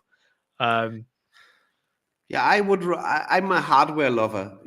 As long as it is a box that plays things, you can put a cartridge into it or a CD. I mean, maybe now it's the time I show you my Papercraft cartridges. Yes, This yes. really shows that He really wants to see them. I want to see those 64 cards. I thought they were just giant Nintendo 64 cards, but they're made of paper. Look at that. Oh my God. Look at this. Oh my This is god. the Ocarina of Time, and Yes. this is the paper version of it. Oh my god. Wow. Careful. That Nintendo's is- going to send some lawyers around for emulating cartridges. That And is this, of course, unbelievable. Donkey Kong. That is amazing. Is that just literally just paper mache, or like what? How is that done? It's a thick carton, and I cut it, folded it, glued it, and painted it. That's Yeah. so cool. It's very stiff. Wow. Nick wants one. I can see. He But just I wants love one. Cartridges. I'm collecting cartridges, and I do have the golden Zelda ones. I have about 30 of them because it just looks so good, And yeah, I love hardware. So when I hear everything is an Xbox, then I think, really? Is it really everything an Xbox now? Just give me one. That's enough. Yeah, I think they're much like the rest of the industry struggling with people making bad decisions and losing loads of money, or companies being shut down, or developers being fired. I think Microsoft are equally trying to think ahead a little bit of like, how do we solve this problem? Because if the industry is, to their point, not growing, what do we do about it? Will we reach more people so that more games? And I think that's their topic. Are you going to GDC this year? No. No. Their topic at GDC this year, like their banner topic, is develop for Xbox Play Anywhere, reach more people, because Play Anywhere means you're on PC and phone and cloud and so on and so on. And I guess from a developer's perspective, more games being played by more people is a good thing, right? Absolutely. I mean, I have to admit, I didn't get that idea. I just heard the slogan, and I thought it was a dumb slogan. Like, I would never run around and say everything is Ruffy now. No, you're not alone, Patrick. The community reacted in a very similar way. We actually had a friend of our channel. He contributes to XboxEra. He works in marketing. A guy called Deadly Headley. He actually did a whole because he works in marketing. So he was like, "Here's what this advert is actually about." And it's worth a watch. It's on his channel. We can go check it out. I think you look for explaining what is an Xbox, like the ad to the layman. And it's basically just trying to get their name out there and show people, hey, did you know you could play Call of Duty on your phone? Did you know that? That's the premise, apparently. But yeah, you're right. Like, Microsoft have got a difficult road to walk because they've got 20 years of this is how video game consoles work to fight against, and people are ingrained in how all this works and defend it. Hence why we came up with that. People really are into their hardware. You're absolutely right. We're coming up on an hour now, Patrick. So I don't know if you got much more time for us. I appreciate for you it's midnight right now. Yeah. I wanted to give you perhaps one last question on Ruffy. If you wanted to sign off or whatever the case may be, it's totally up to you.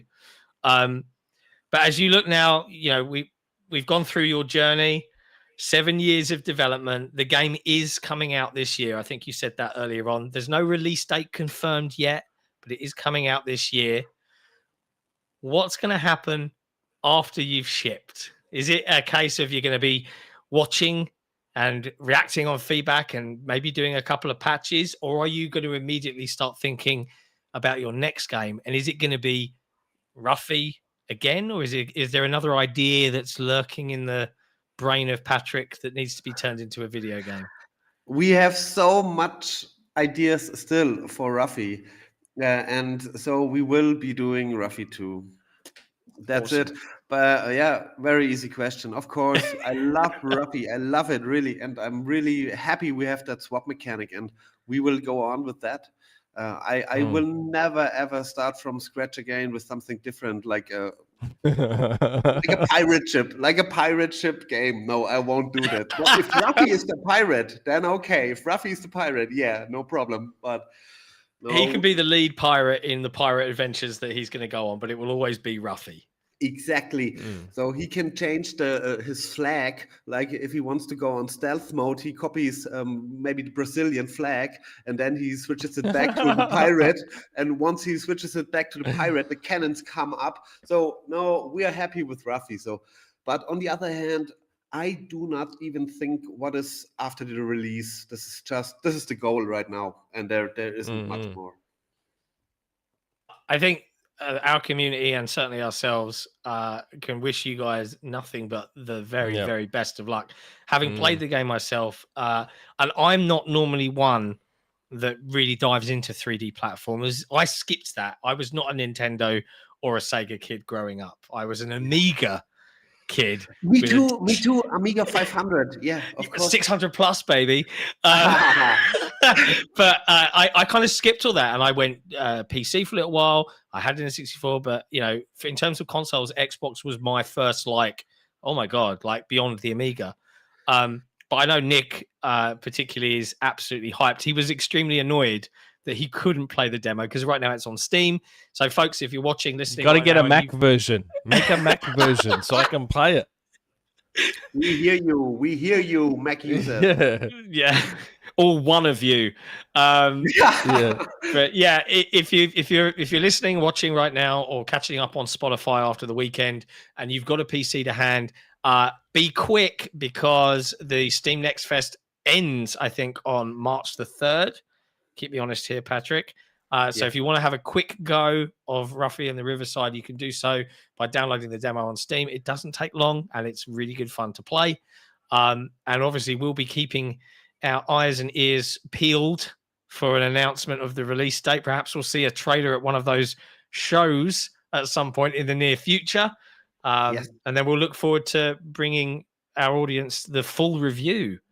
God, that's going to be scary, isn't it? Here you go, journalists. Review the game. I will be happy to be here again. So thanks it'll be for our having pleasure. me.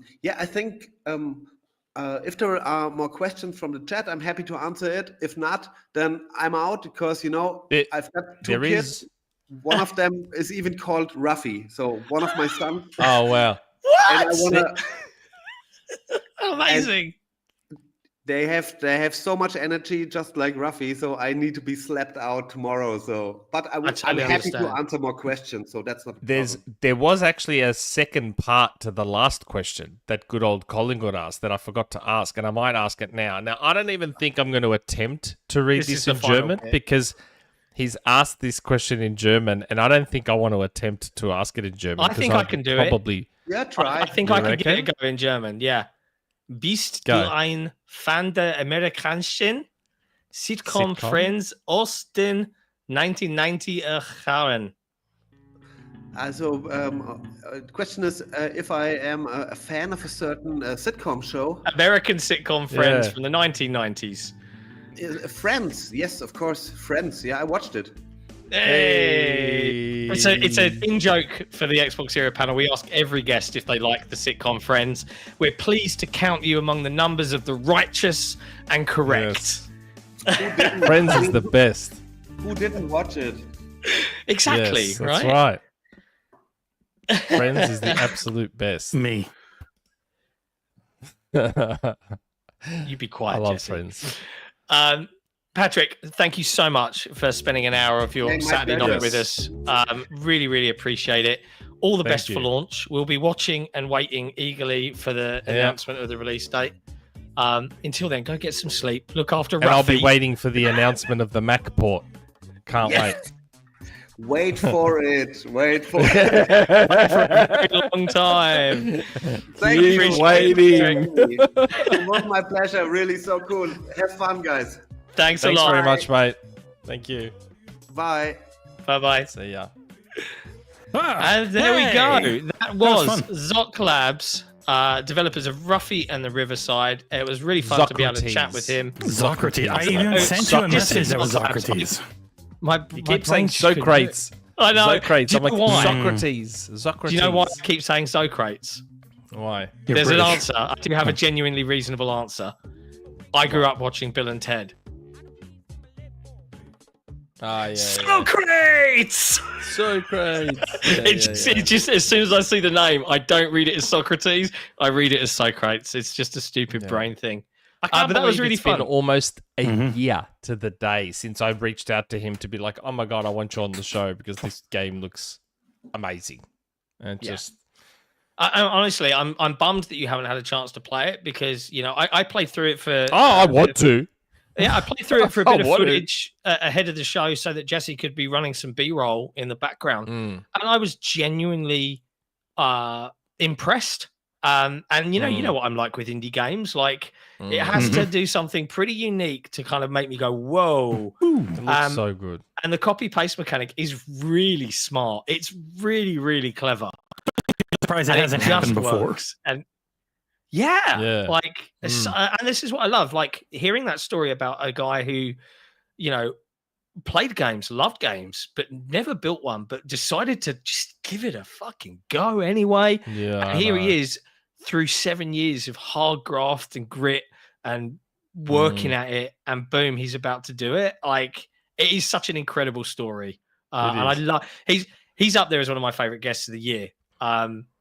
You know, like just through the passion of that story, I think is so cool. So good. And I saw a clip of the game and I'm like, oh my God, this is going to be one of those games that like full breaks your brain. Like, I saw a clip because again, a lot of us try to think complicated and we don't think simple enough. And I saw a clip of the game where there was a bush there and he grabbed a texture of wood, threw it on the bush became a barrel, he jumps on the barrel and starts rolling around on the barrel. I'm like, oh my God, what? I'm like, it's down to that level. I'm like, holy crap. It's just, I can't wait to get my hands on that game. It looks so good. Yeah, it's going to be right up. So Are good. you going to do the review for that one? I hope it's not too long. Actually, 20, on the website, it says 20 to 25, I think it said on the website. 20 to 25 hours. I'm like, ooh, okay. I would say for someone good at games, it's probably shorter. For Nick, it's probably 39 to 50. Because you know, and it's not just being bad; it's being bad and wanting to do everything and Thorough. Thorough, yes.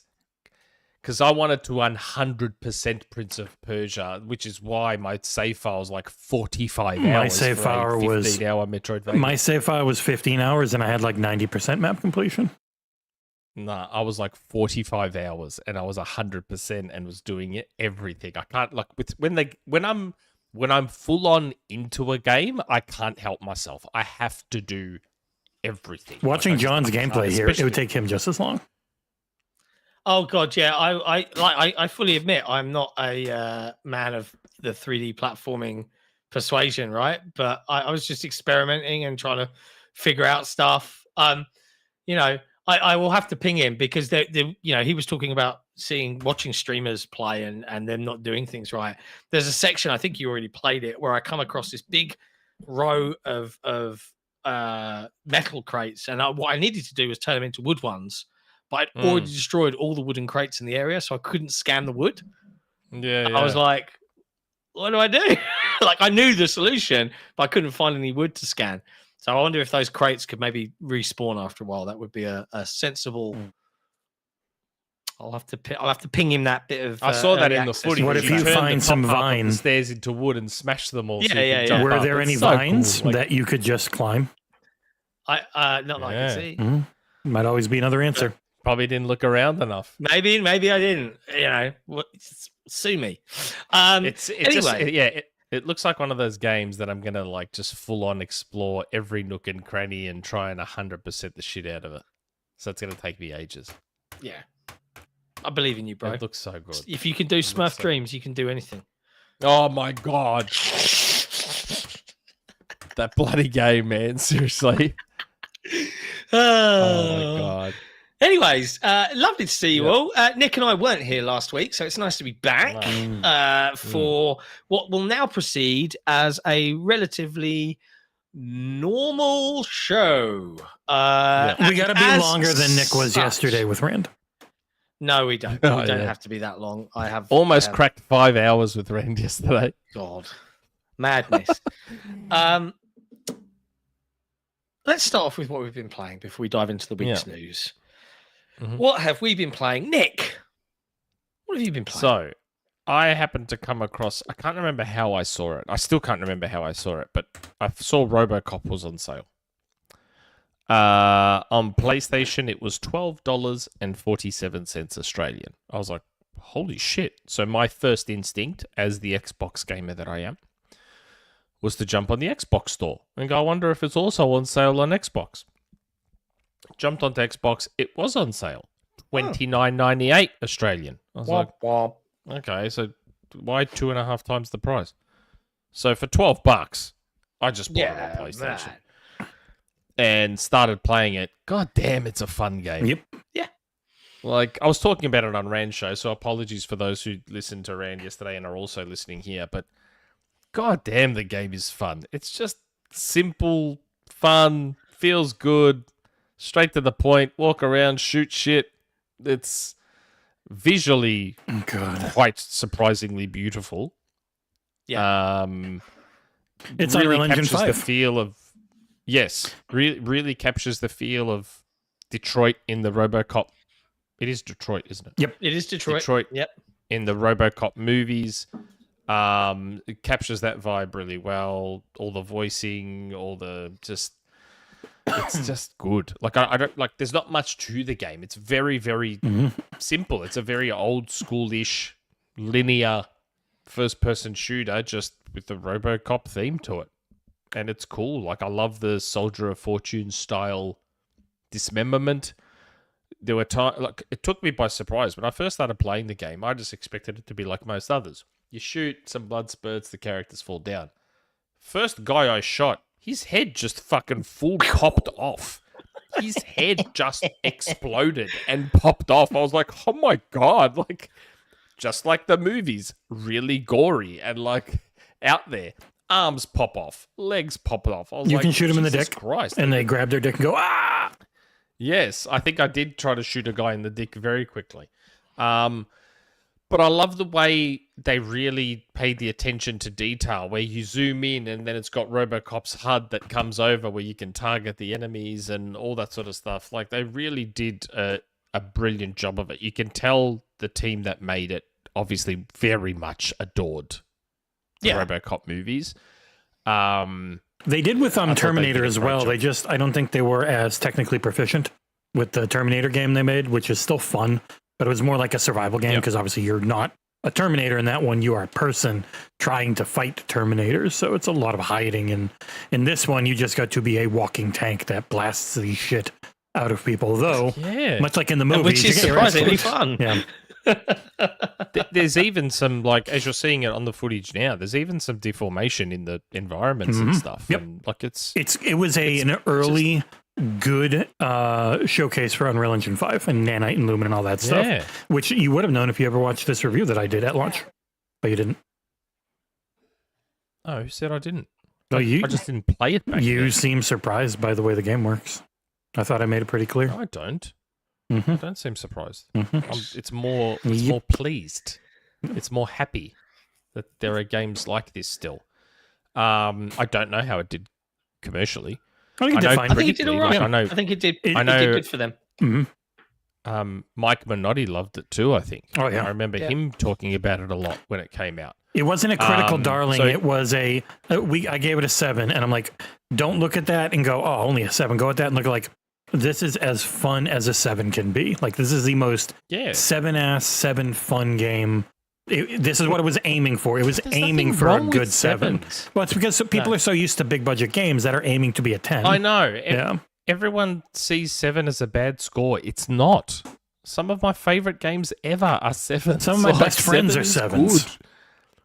Yes, I am 10, but yes, 7 is a good score. So for anyone watching, it's on heavy discount on PlayStation, and it is on quite a reasonable discount on Xbox. So if you haven't picked that up, I would highly recommend you do. RoboCop is a very fun game. There's RoboCop Rogue City is the full name. Yes. Yep. RoboCop Rogue City. It's great. It's really, really good. Lovely. Jesse, my good man, we didn't get to hear much from you because you were producing in the background whilst nomming some food and making the wise decision to not have a 3-way interview. Yeah. That's always difficult. Quadruples are not as good as thruples. Yes, absolutely. What have you been playing this week that you can talk about? I can talk about it. I mean, talk about everything. I'm going to talk about all of it. Yeah. The main thing, and I feel vindicated now that more people have played it. The excellent in the future Monster Hunter Wilds, which is very good now, and a lot of people have a lot of fun with it. But for those of us more familiar with the franchise, has a disappointing endgame, which is the game for Monster Hunter for a lot of people. Hey, TornRaptor agrees with me. Mario Odyssey is a fantastic 7. That's the score I'd give it. So Monster Hunter Wilds looks and runs like shit on consoles and not ridiculously powerful PCs, but is still very fun. Very focused on animations, and it's not a first-person shooter, so the performance thing isn't gameplay affecting that much as it is just kind of a headache to look at occasionally. If you've never played Monster Hunter, this one is no more approachable than the series has ever been, because the UI is still the main impediment to learning Monster Hunter, is that UI is so goddamn confounding. Even in this one, I had to readjust to it because I hadn't played since Rise, where they did their quality of life stuff that will help new players is in the based automation of how hunting works, where it just, you've got a mount that Ubers you to every monster instead of having to go find them. It will just bring you to them all the time. You can turn that off and manually drive them if you want. The spectacle and the production value are head and shoulders above anything they've ever done before. Outside of having some RE engine issues, where, as you can see here, the textures don't load properly, even on the 40 FPS quality mode that I was using. It's going to be great probably next year when they do an expansion, just like Worlds was very good, but then became truly great with Iceborne. Because Iceborne is an expansion where you got to be like 80 hours in to actually access it. It's kind of like Shadow of the Erdtree, where you have to be about 40 hours in. So if they get one of those and you're like, hey, I've played 40, 50 hours and I've hit Hunter rank 100 and I've kind of done everything I can right now, next year, and with their whole live service model they're going to do, I do still think this game's going to be amazing and be worthy of the 89 open critic that it has now, because I gave it a 7.5 because at launch I think it has some issues with balancing and where it streamlines stuff. I do think it is curious to me, perhaps, that if a game came out that had lots of performance issues like this across all platforms, right? Because that's true. Yeah, it's best on PS5 Pro, and it's still not great there. Yeah, it would be dinged more than certain other games. Yep. There are publishers who just, people like their stuff so much that performance ends up mattering less for them compared to other people. Capcom, From Software, like a lot of the Japanese devs and publishers definitely tend to get scored more than critiqued, as Nick would like to say. Fair. But it's very good. Cool. That was the main thing. That review is up. It's pretty long, lots of words, but the TLDR is all people ever really care about. The other thing, I played some Watch Dogs Legion again, which is on just joined Game Pass, so I did a quick stream of that. Still very fun. Runs a lot better now than it did at launch because Ubisoft, like always, did their optimizing, and it's pretty darn good overall. But the main thing, and I'm going to play this preview because then I can talk about it. Once again, I am playing Assassin's Creed Shadows. I did a preview of it. God, what was that? Early February, I think. I put up like an over an hour gameplay. It was, in fact, it was January 23rd. Ignore me. Close enough. Oh, it actually got some views finally. No one watched it at first because it was the same day the Xbox Direct was on. But yeah, so Assassin's Creed Shadows. I know you were interested in this one, John. I would say even just from this preview event that I did, I do not expect this to be a short or small game. We'll have to see in the full one. I'm interested. I know you both are, and I don't think you both will be because it's. When I looked at the map in the preview was bigger than Odyssey, and Odyssey was a solid 50 hours. These games are huge, and it's what people want because Valhalla was 80 hours, and like the big fans of Valhalla spent like 300 in it. Mirage is the one you'd play if you don't want something super long. I've picked Mirage up on sale. I mean, it depends. It depends on a lot of things.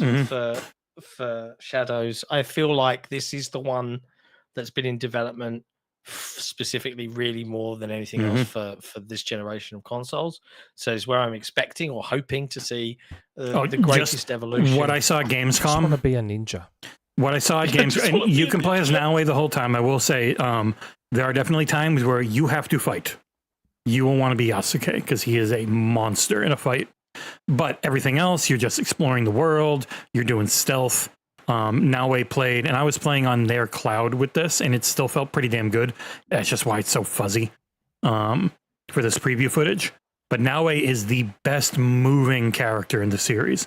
She's small, she's super fast, she's ridiculously athletic and really fun to play as. She's got a grappling hook that helps with climbing and swinging around and shit.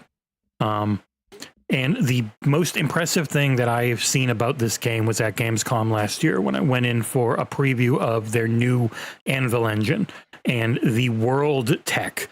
And when I tell you that the most impressive thing I've seen this generation is how all of the wind is real. And it picks up real leaves and it moves everything. Oh, wow. Everything in the world will move. Every tree, every blade of grass, the leaves coming off the trees, all moving naturally in simulated wind. Nice. Not some static thing. Like seeing the rain hit everything and bounce off. Like that is the most next gen thing I think I've seen so far. Okay, but question though. Stuff like that is cool, but over the years, as I've gotten older and maybe a little grumpier, I wonder, does simulation like that, does that hit performance in any way? Because if it does, then is it worth it? Like, what is it adding to the game? I don't know. That the wind can pick up individual leaves? Like, so I'm reviewing it now on a very powerful system. Can't talk about that build, but when I was doing this one on their cloud game, I don't know exactly what their cloud servers were using because their backbone is built on Parsec. So it was literally just using a computer they have in North Carolina. Not the best. It was like 40 milliseconds, and on GeForce Now I get like 20. So it feels almost native because I've got a server like right next to me here in Tampa, I think. It runs incredibly well, but I've been on stupidly powerful PCs. I have not seen a console version. I will get the Xbox version not too long from now. They're just giving us GeForce Now for now while everything's still going through its processes to get through console and all that. So I will have it. I will let you know early because obviously you're part of the site and everyone else can know in the review, which hits March 18th. That'll be another premiere we can do, which sadly means 1080p at the start. And I wish they would let us do 4K. I am looking forward to this. I've wanted to be a ninja since Assassin's Creed 2. I've wanted to be a ninja. If you get really into it, the Assassin's Creed games are normally pretty good. They let you Golden Path. We'll have to see on this one because it is a very different setup. I don't know if I went into the menu. Do they do the level gating shit in this one? There are levels, but essentially the way it normally works with this, with the way it has been, as long as you're doing all the main levels, you should be fine you shouldn't be held back. It's more the optional stuff that ends up being the hardest. Like the main story stuff is just in line and you can just focus on that. This one is a little different in that when I don't know if I went into it in this build, but I did look at it, and I might not have it in the footage here, but like their whole quest thing is like this giant board and you choose and can do a ton of stuff. Like it's a very big game you could essentially live in if you want to. But if it ends up being like the other ones, and I don't know yet, I'm sure you can golden path it in, I don't know, less hours than the probably 400 Fairy Empire is going to spend in it. I want this one. Yeah, this will be my first Assassin's Creed since Origins. Odyssey. It looks great. For me, it's pretty much my tops are Odyssey, number 1, then Origins, kind of close with Syndicate, and then the Ezio trilogy. The Ezio games, 2, Brotherhood, and Revelations, I think, were amazing, but pretty held back by the tech of the time. And then I'd be with John with Black Flag. I love Black Flag. I've only played 3 Assassin's Creed games. That's it. Dude, I've only played 3 of them. If when they remake Black Flag, because that's one of the remakes. That's for the Assassin's rumor. Creed, right? Yeah, Tom Henderson said that's coming later this year. Oh, if that, I mean, I that is one I would. I'm shocked you pick did. up. Did you do Odyssey? No. Me? Yeah, Nick. I'm surprised. I didn't. I didn't. It's full on Greece. You hang out with Socrates. You kill Hercules by mistake. I know, but like so remember, I jumped from 2 to Origins. Mm-hmm. So 1 and 2 I adored. 2 to me was incredible. And then 3 I skipped out on. It wasn't reviewing well. 3 is really good after like 10 hours, which is way too long for these games. It's too slow. And then Black Flag, I heard about the pirate stuff, and I'm like, not interested. It's so at all. freaking good. And then It's so good. I noticed they started getting bigger and bigger, but then Origins looked really good, and I got Origins. The only reason I ended up getting Origins because there was a pricing error, and I ended up getting Origins for $20 Australian launch day. For $20 Australian. I was like, holy shit. So I started playing Origins, saw how overwhelmingly massive Origins was. And then there was all the weird level gating stuff that was new to me. Like, oh, I'm not a high enough level for this quest. I'm not a high enough level to bash this guy. I'm like, man, this isn't the Assassin's Creed I know, because I'd come from 1 and 2. Yeah, Origins is about a 30-hour game, and then Odyssey was about 40 to 45. The big jump was Valhalla was like 70 to 90, because it was so friggin' huge. I didn't get the sense that this one was going to be that long, but I don't know. The map's big enough where if they populate it with enough things that you want to go do, I'm sure you can spend hundreds of hours in it. But don't get me wrong. I get why they do it. Like, I understand. Like, we were talking about it with Rand yesterday, and we've talked about it on this show. Like, Matt Piscatella revealed that the majority of people only buy 1, maybe 2 games a year. So Ubisoft is building these Assassin's Creed games for the gamer that only buys 1 or 2 games a year that needs this game to have hundreds of hours of content. Speaking of, it's the only game they buy. Oh, here's the map. Here's the quest thing, the way it works. Like, you have these quest chains and you go through and do certain things in them. But this game, there is no, pretty much whenever you open any of the newer Assassin's Creed games, I think it's like, God, was it Origins up? They all open into that Nexus launcher now. So you get the launcher that has Origins, Odyssey, Mirage, and every new game will get added to it. And it is that thing that person's like, if we can get into the buy one, had a launcher. It's brand new with this. It's shown in the preview footage, but it hasn't launched yet. So they've talked about it. It's like this new thing that essentially COD style launcher. Yeah, you open one, but it's per game. Thankfully, instead of being COD HQ, it's just built into every game. So the game launches into this thing that lets you choose which game you want to play per game. So instead of being this one thing you have to do DLC on, it's still all these separate games, and you don't have to have a bajillion things installed that are all DLC, because DLC is a pain in the ass to actually access on stores. Okay. I feel like Ubisoft really can't catch a break with this one, because I read earlier this week that the whole game, the physical games, because of probably the delay and the fact that they're already manufactured with a version. Yeah, they didn't change their they're already schedule. out there, and people are. Yeah. And people Bad are time. playing. So it's out there in the I'm wild. looking forward to this People one. are playing an old version, not the one that will be reviewed, and not the one even that will be available for people at launch, because there's always a day zero patch. So the version I'm playing, I have to always, and that is one hard thing. I saw somebody reviewing a rugby game. They're like, "Oh, it's in terrible shape, but I'm sure the patch will fix it." And then the patch didn't fix it. And I'm like, yeah, you can't, you have to say what your experience is with a game and then talk about what the patch is meant to do and say your mileage may vary. Because like the day one patch on PGA Tour didn't fix the bugs in it crashing. The day 6 patch fixed that, like one day before full launch. They patched it again, fixed it up. That's awesome. But you never know. Yeah. So it's always tough as a reviewer. Yeah. I will say what I played of this in preview, what they've shown since, your dreams of being the ultimate shinobi. They never use the word ninja. It is always shinobi. God,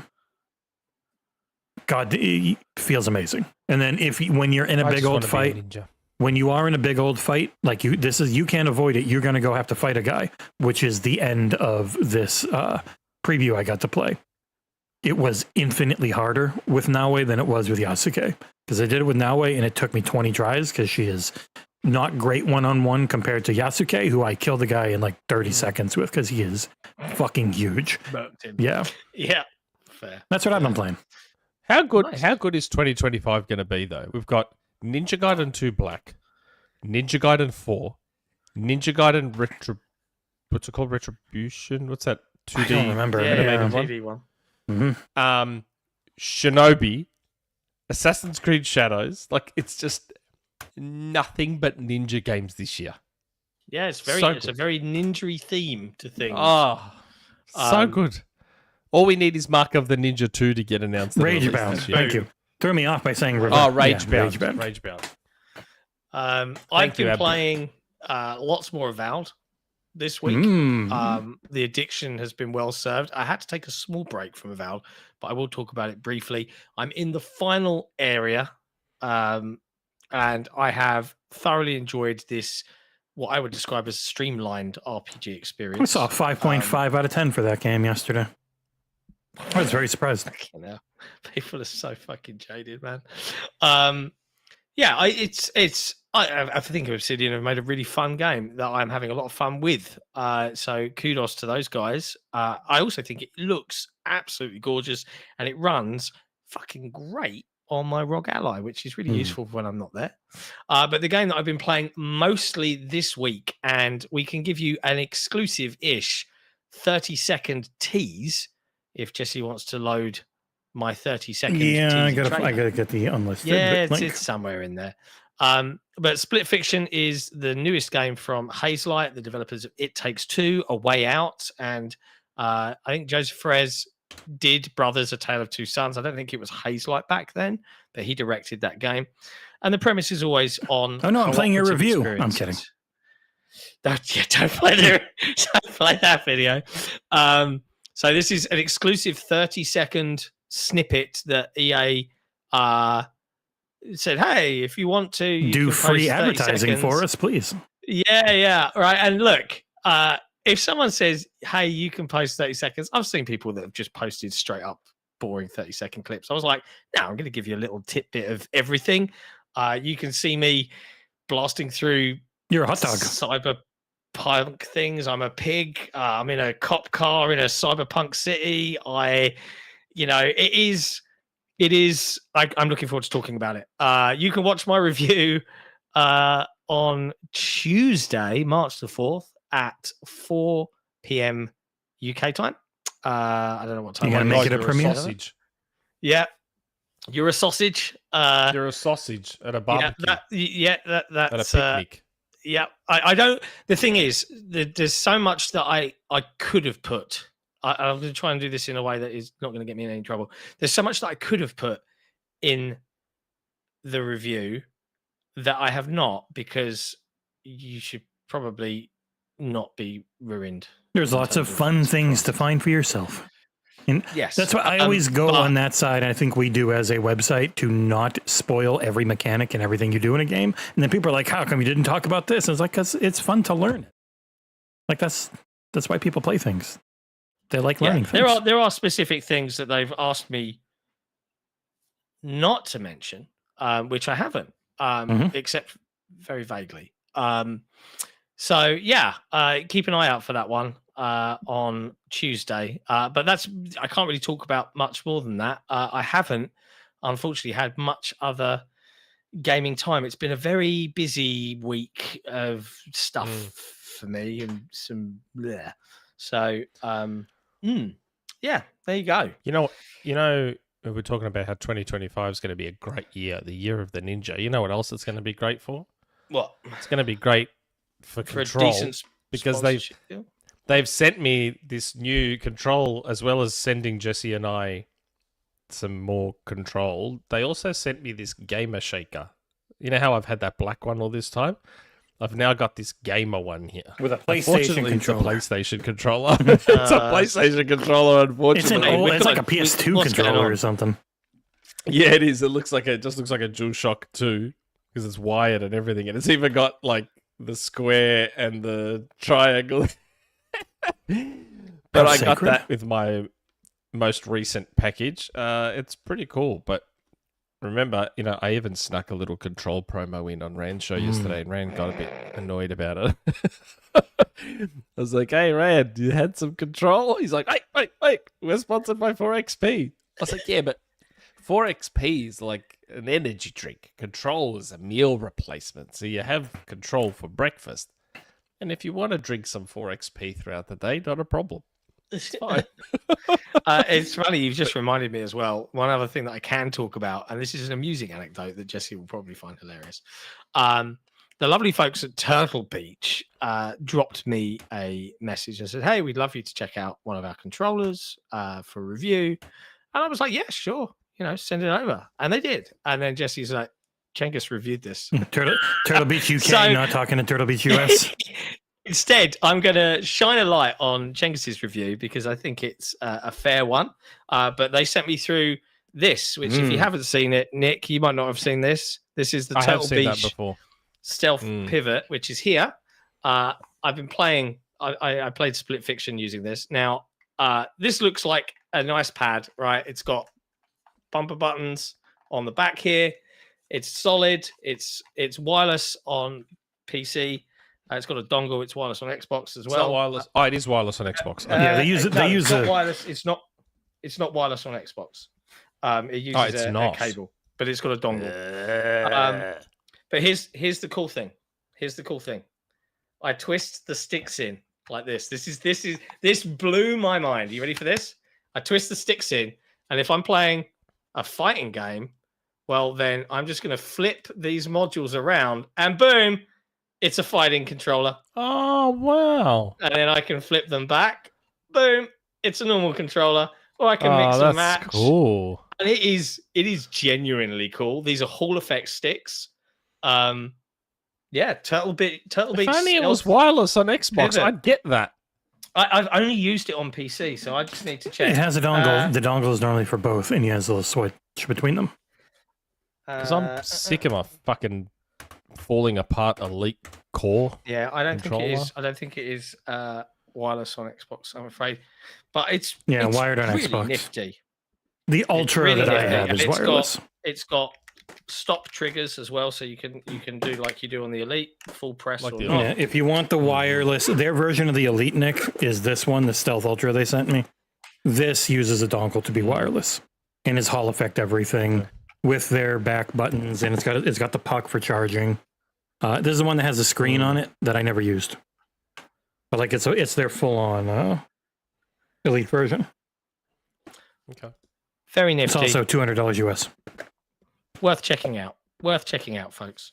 All right, let's dive into the news of the week. But before we do, please hit that like button if you haven't already. We really do appreciate it. Maybe drop a comment after the show. Maybe even if you're listening to us on Spotify, drop us a little 5-star review. As one of the top 5% of video podcasts on Spotify, we'd sure appreciate it. We've talked a lot about all of the stuff that's coming to the site in terms of games we're playing right now. We've talked Split Fiction. We've talked Assassin's Creed Shadows.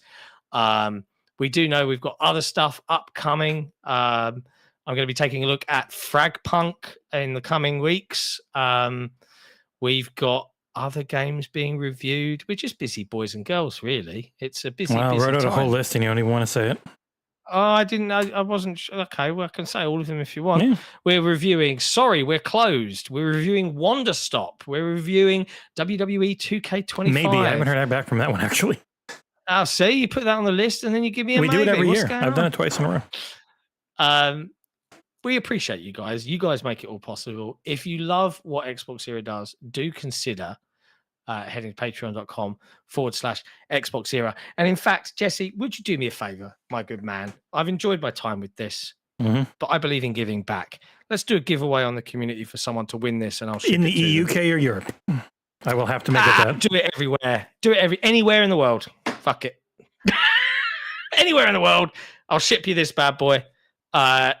Go enter it on the Discord. Head to discord.gg/XboxEra. Make sure you, well, I mean, you can do that too. Just make sure you scrub all your DNA off it so no one tries to clone you.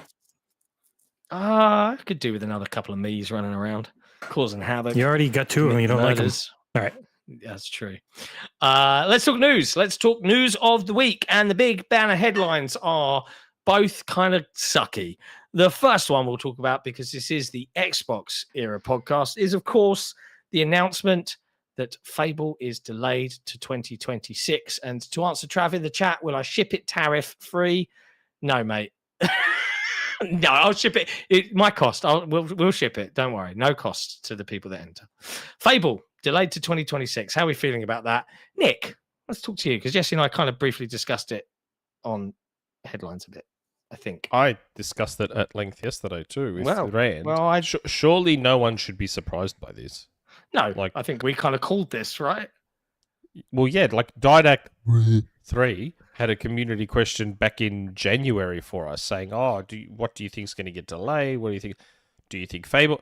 And we said, yeah, I think Fable will be a 2026 game. Like we've said repeatedly that they have such a high volume of first-party games coming out this year that they don't need all of it for 1 year. Like they went from having, 3-4 games, whatever, to suddenly having close to 10 games coming out in a year. They don't need that much. 2026's roadmap is less clear. So why not move? Like, of all the games they've got coming out this year, not to do the whole IGN thing, but of all the games coming out this year, Fable, I would argue, was the most quote-unquote important one. So if you're going to push one out to give it more time and make sure it sticks the landing properly, Fable would be the one you would do it to. Yes. Of all the games coming this year. So I have zero issue with this, and I thought it was very smart the way they announced this by showing some new footage. Saying, hey, it's a real game and it ain't in trouble. We just want to give it some more time. Yeah. Here you go. Here's a bitter pill to swallow, but we'll make it a little easier by giving you some sugar. Oh, Thank you, Clutch Kwando, for the 20 gifted Xbox Era memberships. Wow. It sucks asking for money, but I do have to say, for the people that are so unbelievably generous, you are the reasons we are still around. So thank you. oh my God, 20. Congratulations get to all one of 20. them. It's something, I don't see that many Australians get them. It might be something with your country not liking it. It is a per country thing with Google, of course, and how it all works. And thank you so much, Clutch.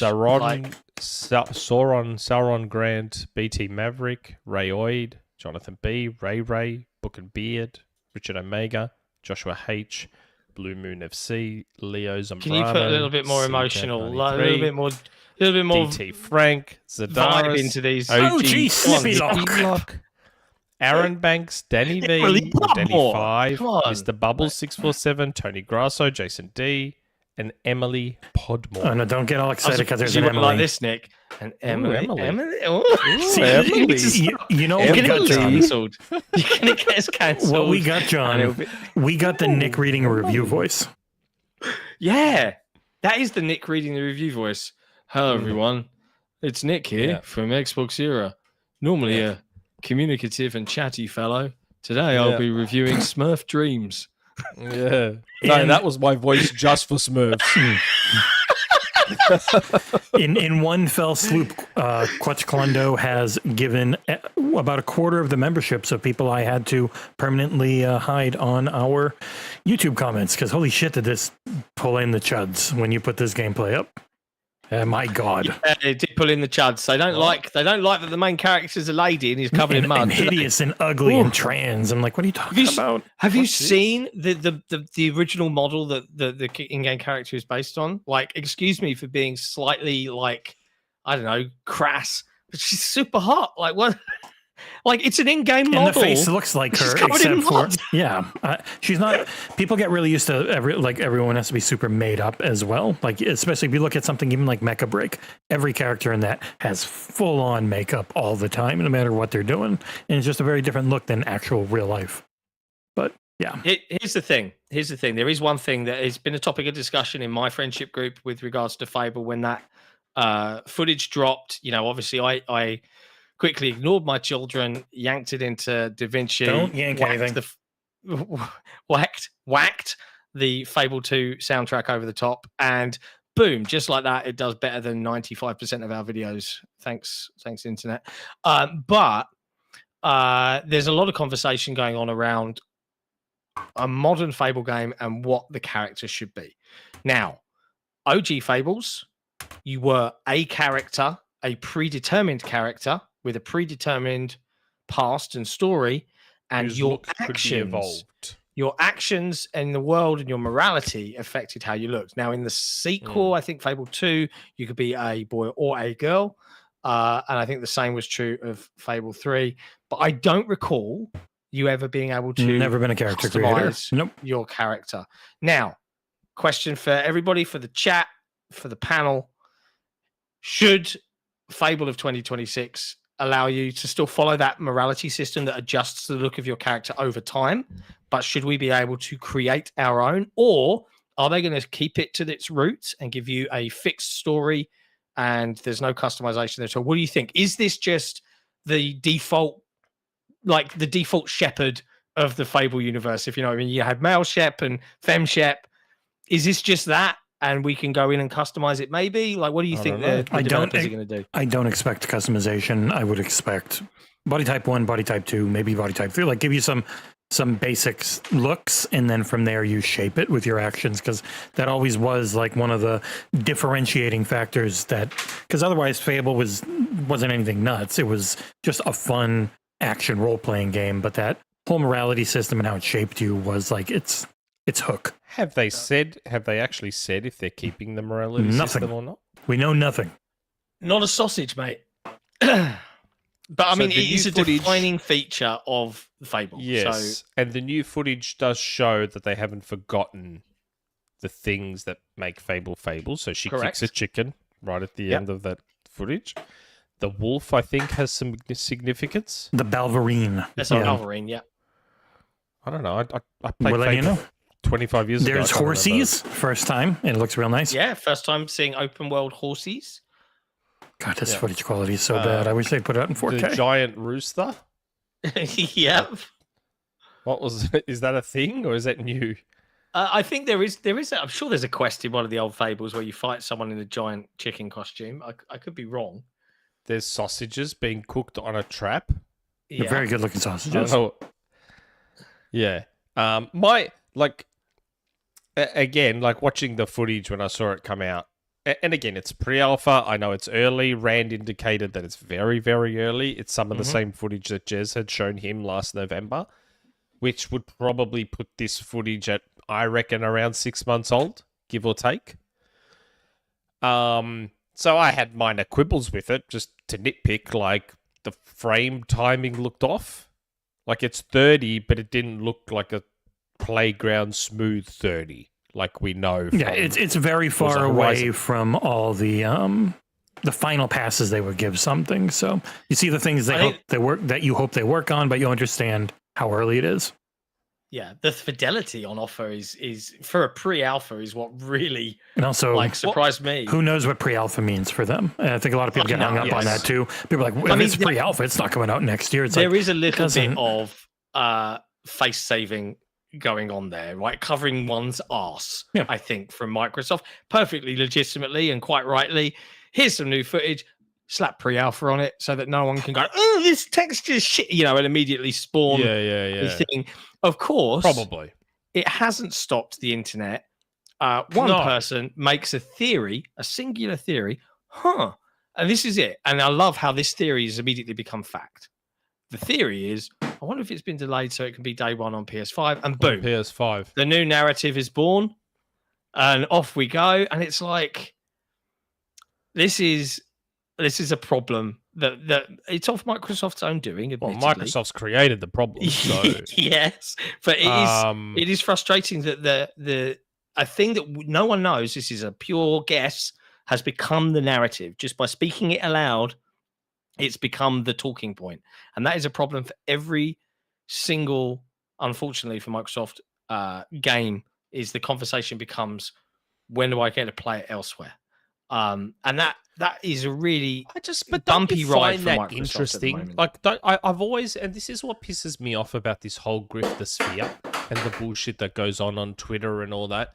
It's like, I'm sorry, and I'm going to get somewhat abrasive, but you fucks have been shitting on Xbox games for the better part of 5 to 10 years. Don't fucking get excited when they want to come to Platform X now, because you've been shitting on all these games, and all you want to do is talk about how garbage they are. So why do you give a shit if it's coming to PS5?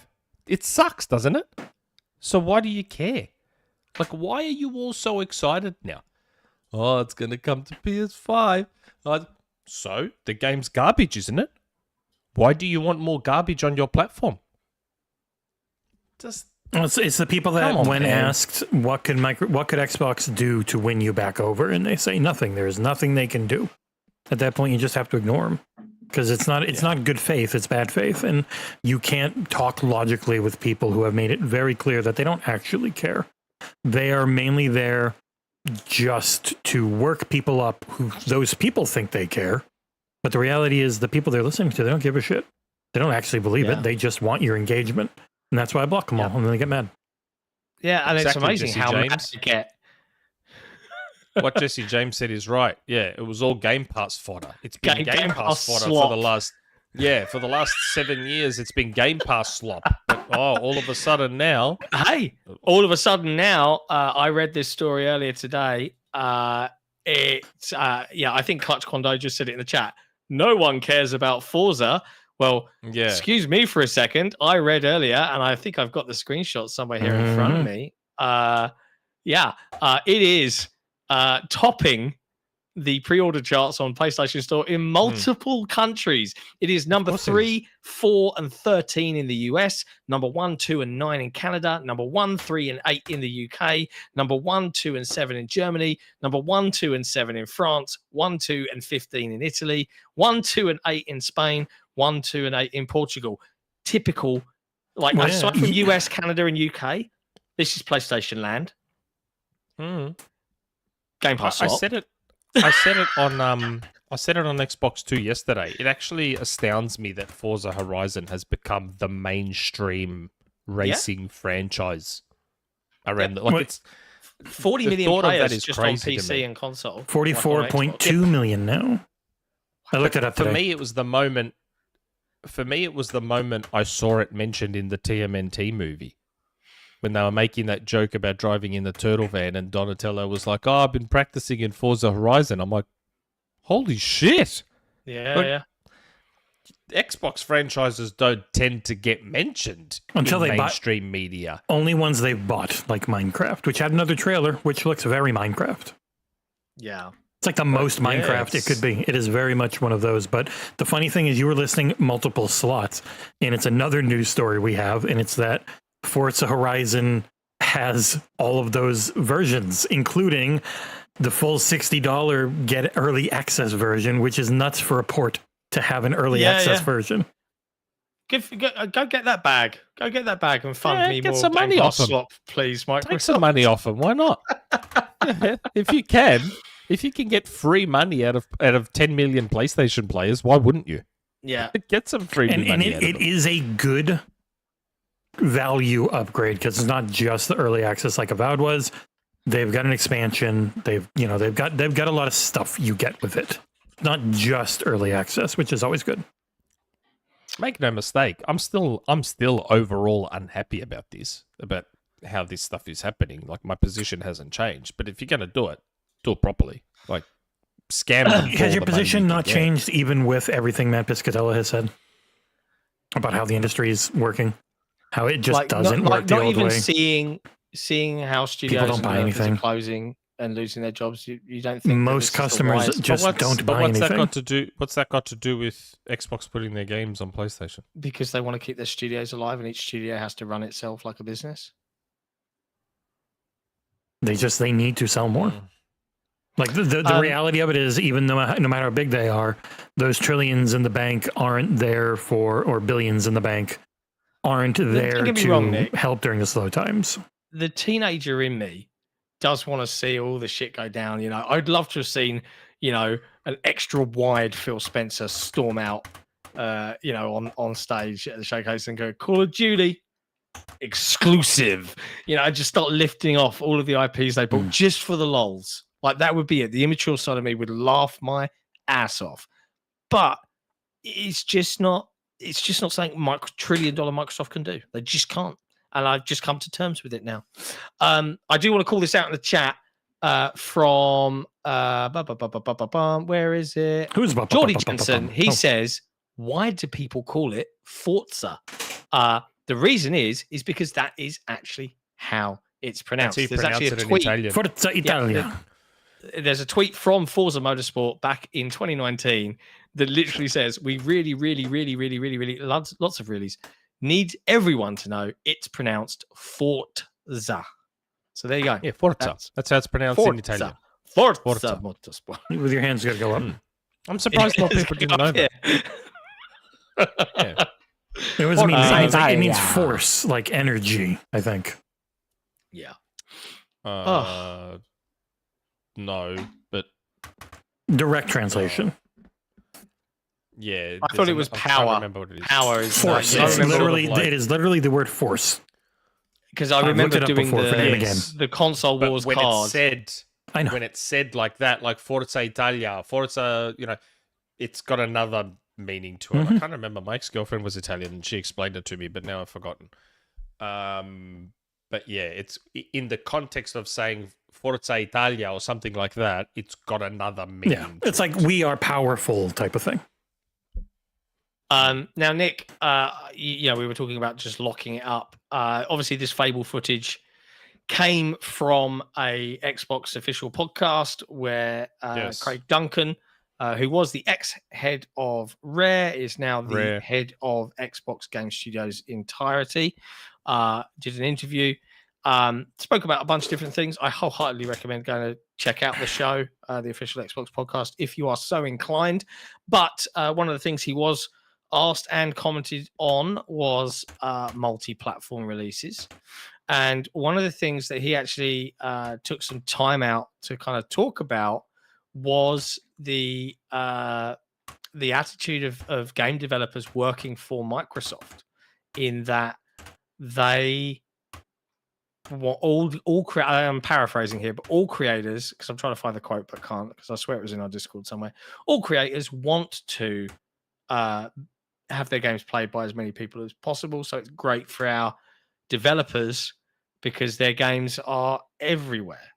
And I still think that there's a lot more to that. Like, we talked about Tango, and Tango had 2 critical hits but commercial flops in a row, because Evil Within did amazing. Then Evil Within 2 and Ghostwire Tokyo were the 2 big games that didn't do great.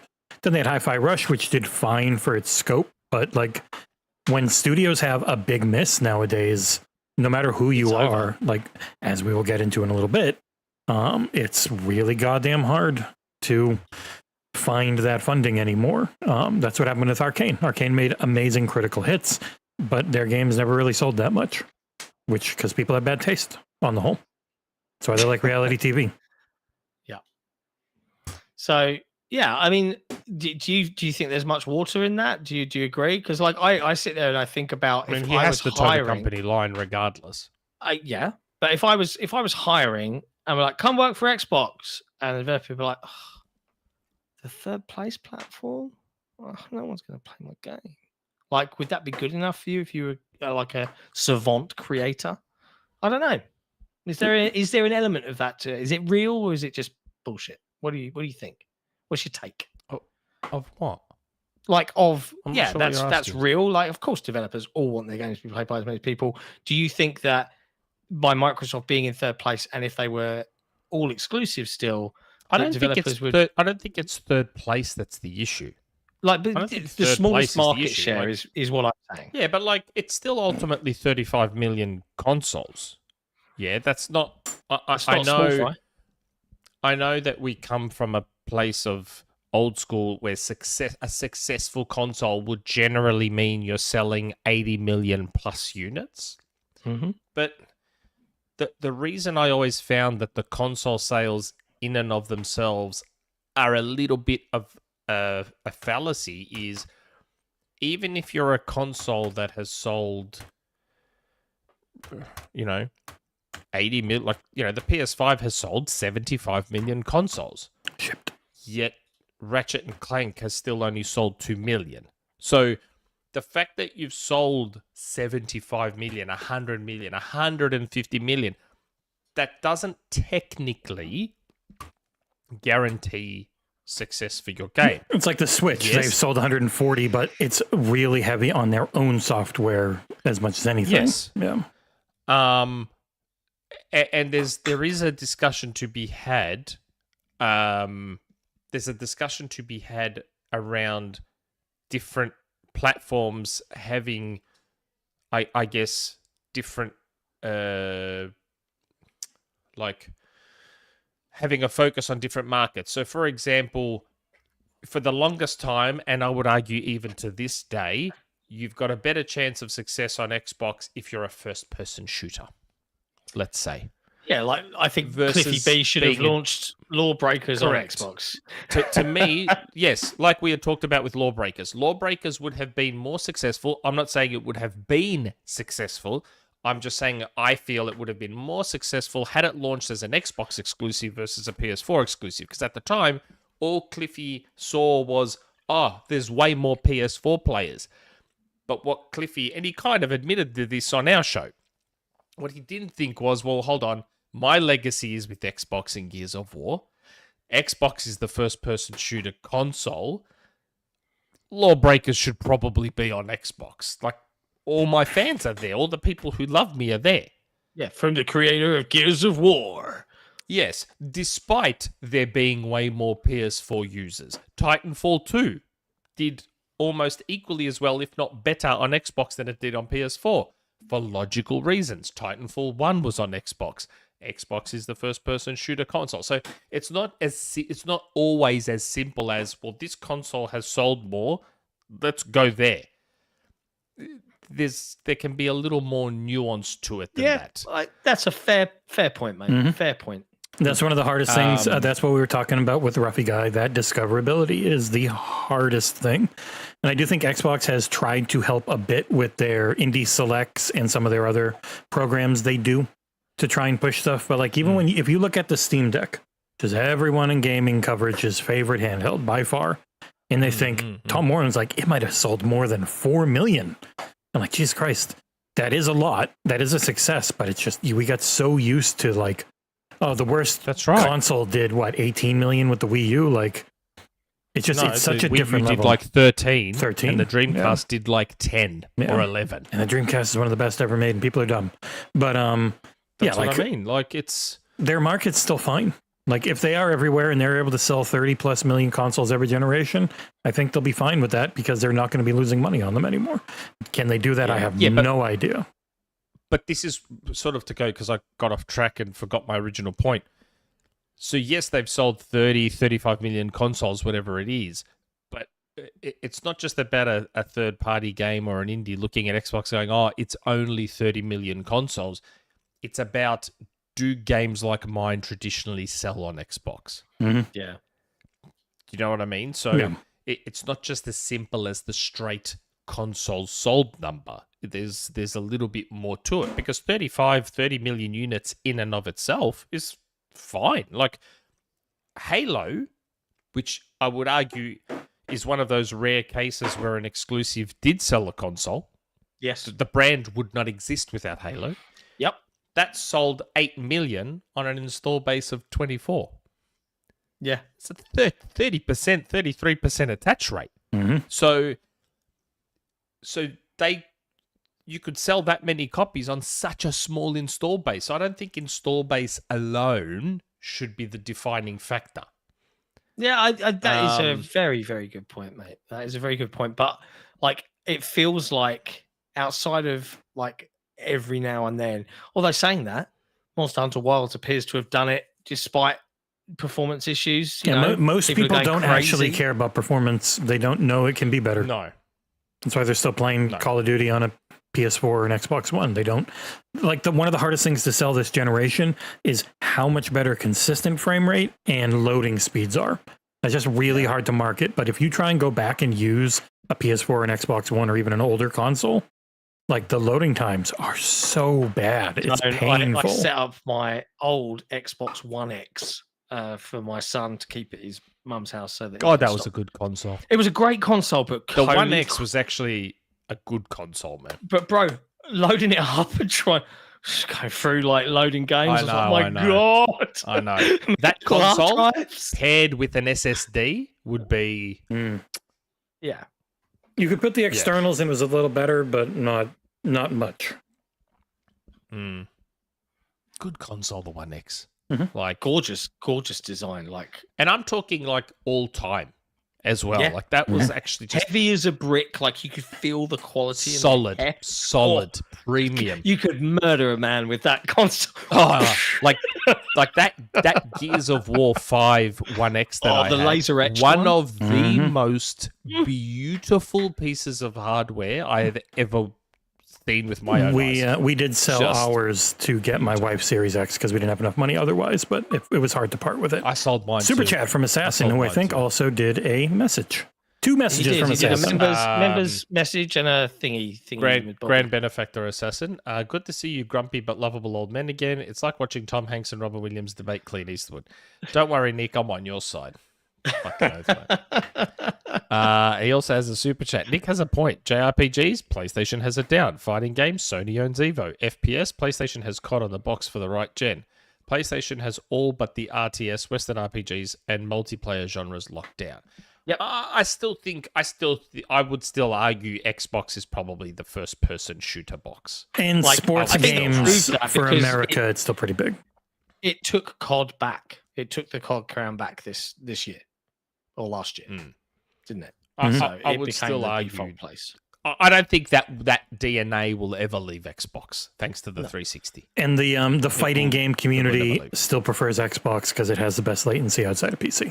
And they wish they could have it at. They just want the latency because it's always been rough on PlayStation. Their controllers. Yeah, more games there though. Unfortunately, yeah. Like as much as it pissed me off that Sony money-headed Street Fighter V, it was probably single-handedly one of the best strategic business moves Sony ever made. Yeah, I would argue. Absolutely brutal. As much as it pissed me right the fuck off, it was probably one of the best moves they ever made. Money-heading Street Fighter V. Oh, sorry. Paying for development. Supported development. Come on, bro. Yeah. It was a time where Capcom really needed money, Jordy. That's why they also got Resident Evil marketing for $10 million forever. So that's why, like nothing. Resident Evil and Monster Hunter are always going to have some form of exclusive marketing with Sony, like forever, because of it. It was a bad time for Capcom. Thankfully, it's a lot better now. I will say so because this sort of topic kind of started on Fable. Did anyone else think that the lighting in Fable wasn't... Because to me, the thing that stood out with the visuals of Fable was the model quality. Like the quality of the actual model work and everything like that. Very high poly, super detailed. I know what you're going to say. I know what you're going to say. What? Tell me if I'm wrong. did the lighting kind of look a little bit like how the lighting looked in the Forza Motorsport games? Like not quite No, I was well, right? sort of. I was just going to say that I didn't feel like the lighting was doing the game. It was doing the game a bit of a disservice. I feel like the lighting wasn't showing off the game as well as I thought it could. I wonder if they're using because it's Forza tech, right? So it's not. So it's not Unreal in the end. So No. like I'm sitting there like I'm wondering if they're working on a Forza tech version of global. Because I can't remember if Forza Horizon 5 has GI global illumination or not as their lighting mechanic. It has real-time ray trace reflections in engine on PS5 Pro PS5 only. Pro! People That's are like, it. people are This like, oh, they're only 4-year-old doing it game there. It's like, Is now better on a stronger console. Mm. This is a No, step I too just- far for me. I just wish Xbox's first-party studios would put more of a focus on lighting. I feel think like they that's do. one thing that. No, I don't think they do. It's I feel one like of the main things they've done with Unreal. Like all of their games with that global illumination system, and you saw it with I gotta say, Indiana Avowed, Jones. Yeah, Avowed and Indie. Avowed looks pretty good. I have to admit, and- Avowed's lighting looks nice. and that's Unreal Engine. And there was people from the coalition that worked that are in the credits there. Like I really do think we saw it in Hellblade in the Series X version of Gears 5. They went to the global illumination system. Like I think it is very much a thing for them on Unreal. I have no stress about Gears E Day. Oh my god, Gears E Day is just. It's just Sorry, gonna but be I'm ridiculous. saying this in advance. But Gears E Day is probably going to shit on pretty much everything in existence the day it comes out. Like, let's be real here. I wish we had Like, better if there's one quality thing I've footage been of Fable. consistent, if there's one thing I've been consistent in, it's my praise of the Coalition and their mastery of the Unreal Engine. Like, And it's not those just guys them are just anymore. It's they work freaks. with everyone. They work with Obsidian. They worked with friggin' 343 who are now going to Unreal. Like there's definitely like this cabal of friggin' Unreal Engine engineers inside Microsoft now making their versions and working together, which is tell very you cool what, to though, see. If Fable is now 2026, right? We still don't know. And, Playground have got another team. They've been working on Forza Horizon quietly, calmly. we talked about this yesterday. Right? Like, is that this year still? If it's You not, don't need it. I Do know you don't need need it. right? But then it calls to mind like 2026. Right? I've long Fable. wanted Fable, Forza. Forza Gears. Horizon 6. Gears E Day. Gears E Day drops this year. And it's Perfect December's Dark? game. Perfect Yeah. Dark, Clockwork Revolution, Everwild. Clockwork. Um, I don't know if Everwild would be 2026. I know Phil people will mentioned see it, but I feel like that. God, if Fable was 2027, when was it revealed? 2019? It was revealed. I want to say it was revealed in 2020. that was 2020. No. It was No, 2020 with just the Fable logo, but that was them It was literally either 19 hiring. or. No, I'm talking about Everwild. Yeah, Everwild. you're right. Yeah. You're right. It was 'Cause either 19 or 20. It was like an open XO secret 2019? for years. 2018. No, it wasn't XO 2019. Hmm. It was 2020. It must have been. One of the it was the last one or one of the last ones. revealed? Everwild was XO November 2019. November 2019 Everwild was. So that if Everwild is 2027, that'd be 8 years for Everwild. Had a full reboot and a complete creative direction change, but also a lot of things like when they showed Fable, they were just hiring because I know somebody was like, "Oh, Fable's been worked on since 2018 and they're delaying it." It's like, no, they were starting to hire the studio after accepting their pitch for an RPG in 2018. Like, and it took time, and it's Yeah, it their was first an open game in this secret. genre, like because Playground had pitched an RPG and Microsoft was like, "Hey, why not Fable?" That's like the TLDR, and so that's like starting then. But I don't know. It's like when people say The Witcher, they showed The Witcher or the Cyberpunk off in like 2011. It's like, yeah, but they didn't really start working on it until 2017. So But like Yeah. this year though, 2025, and this is what I mean, they don't need Forza Horizon. This year we've clearly probably going to have the Tony Hawk 3 and 4 remake as no well. on Tuesday. Write There's it headlines. the rumored Oblivion remake. Maybe Gears Collection. It's just too Like- many fucking games, like- lads. That's why, as we said earlier in the year, that Microsoft could carry 2025 on their back alone with everything. they've And yet got. people who It's cover just- games still say there's nothing Microsoft could There's do to nothing. make them. There's Yeah, like, I was nothing. like, that They've got statement nothing. is just, it's so dumb. If you're all about the games, like that's what they have. They bought everyone. Yes, it took a time because of COVID and all that, but they just, and that doesn't even count the shit that's just in Game Pass. Like Atom Yep. Fall's coming this month. And then we've got Claire Obscure and friggin' Towerborn. 33 Immortals is Yeah, coming this Towerborn, month. Yeah. But then doesn't that make the whole multi-platform thing more frustrating? No. Yeah, and Like, that's why I empathize and I understand with people that are like, "You've just succeeded Yes. in locking in the content." Yes. You've hit that point where you actually have too many games, and it's like, oh, here, all Yeah, of you take yeah, it. We've but got then- too much but for then- ourselves. The rest of you take it as well. It seems to me that Microsoft, rightly or wrongly, are like, or whoever is calling the shots in this regard, are like, we're not giving you the wiggle room to not be financially successful. We're not letting you swallow that cost or just go through this growth pain. You've had 20 years. You've been trying and trying and trying.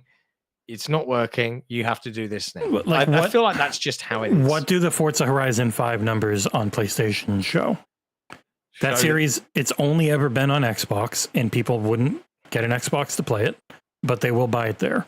And there's just, Yeah. there is that audience that is ingrained that they don't think is going to move no matter what. And doing another $1.5 billion write-off after they've just done billions in write-offs over integrating ABK, they're just, just not it gonna has do it. not worked for them. And they're reading the tea leaves that Matt Piscatella has been trying to give people for years now of, yes, gaming makes a ton of money, but it is very Americanized in that it's just this small handful getting most of that time and money, and everyone else is just begging to get inside there.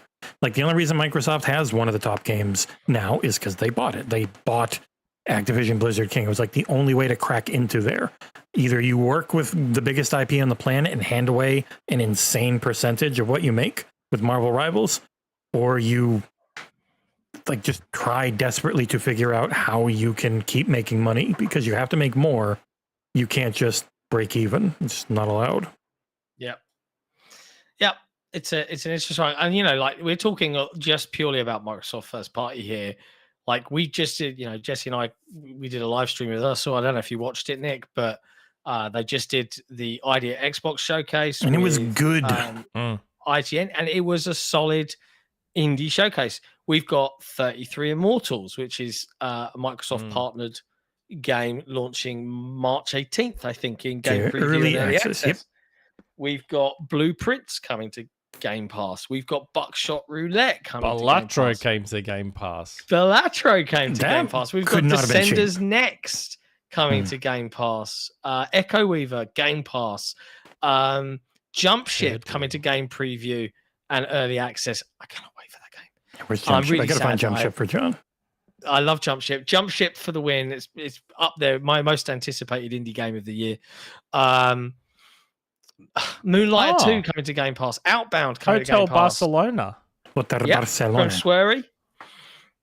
Revenge of the Savage Planet Game Pass. This is all like soon, and it's just nuts.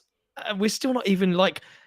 I'm sitting here like, okay, we've hit March now. Like, I've got GDC this month. We're launching Console Wars next month. Then it will be May, and then I'll be like, oh, and then it's June Showcase LA time, Tanuki. and then we'll be looking at even more new stuff. And it's just never stopping. It's not stopping. It keeps going. This friggin' weird animal rock band the manager weird simulator animal that rock. looks so good, even though it's furries.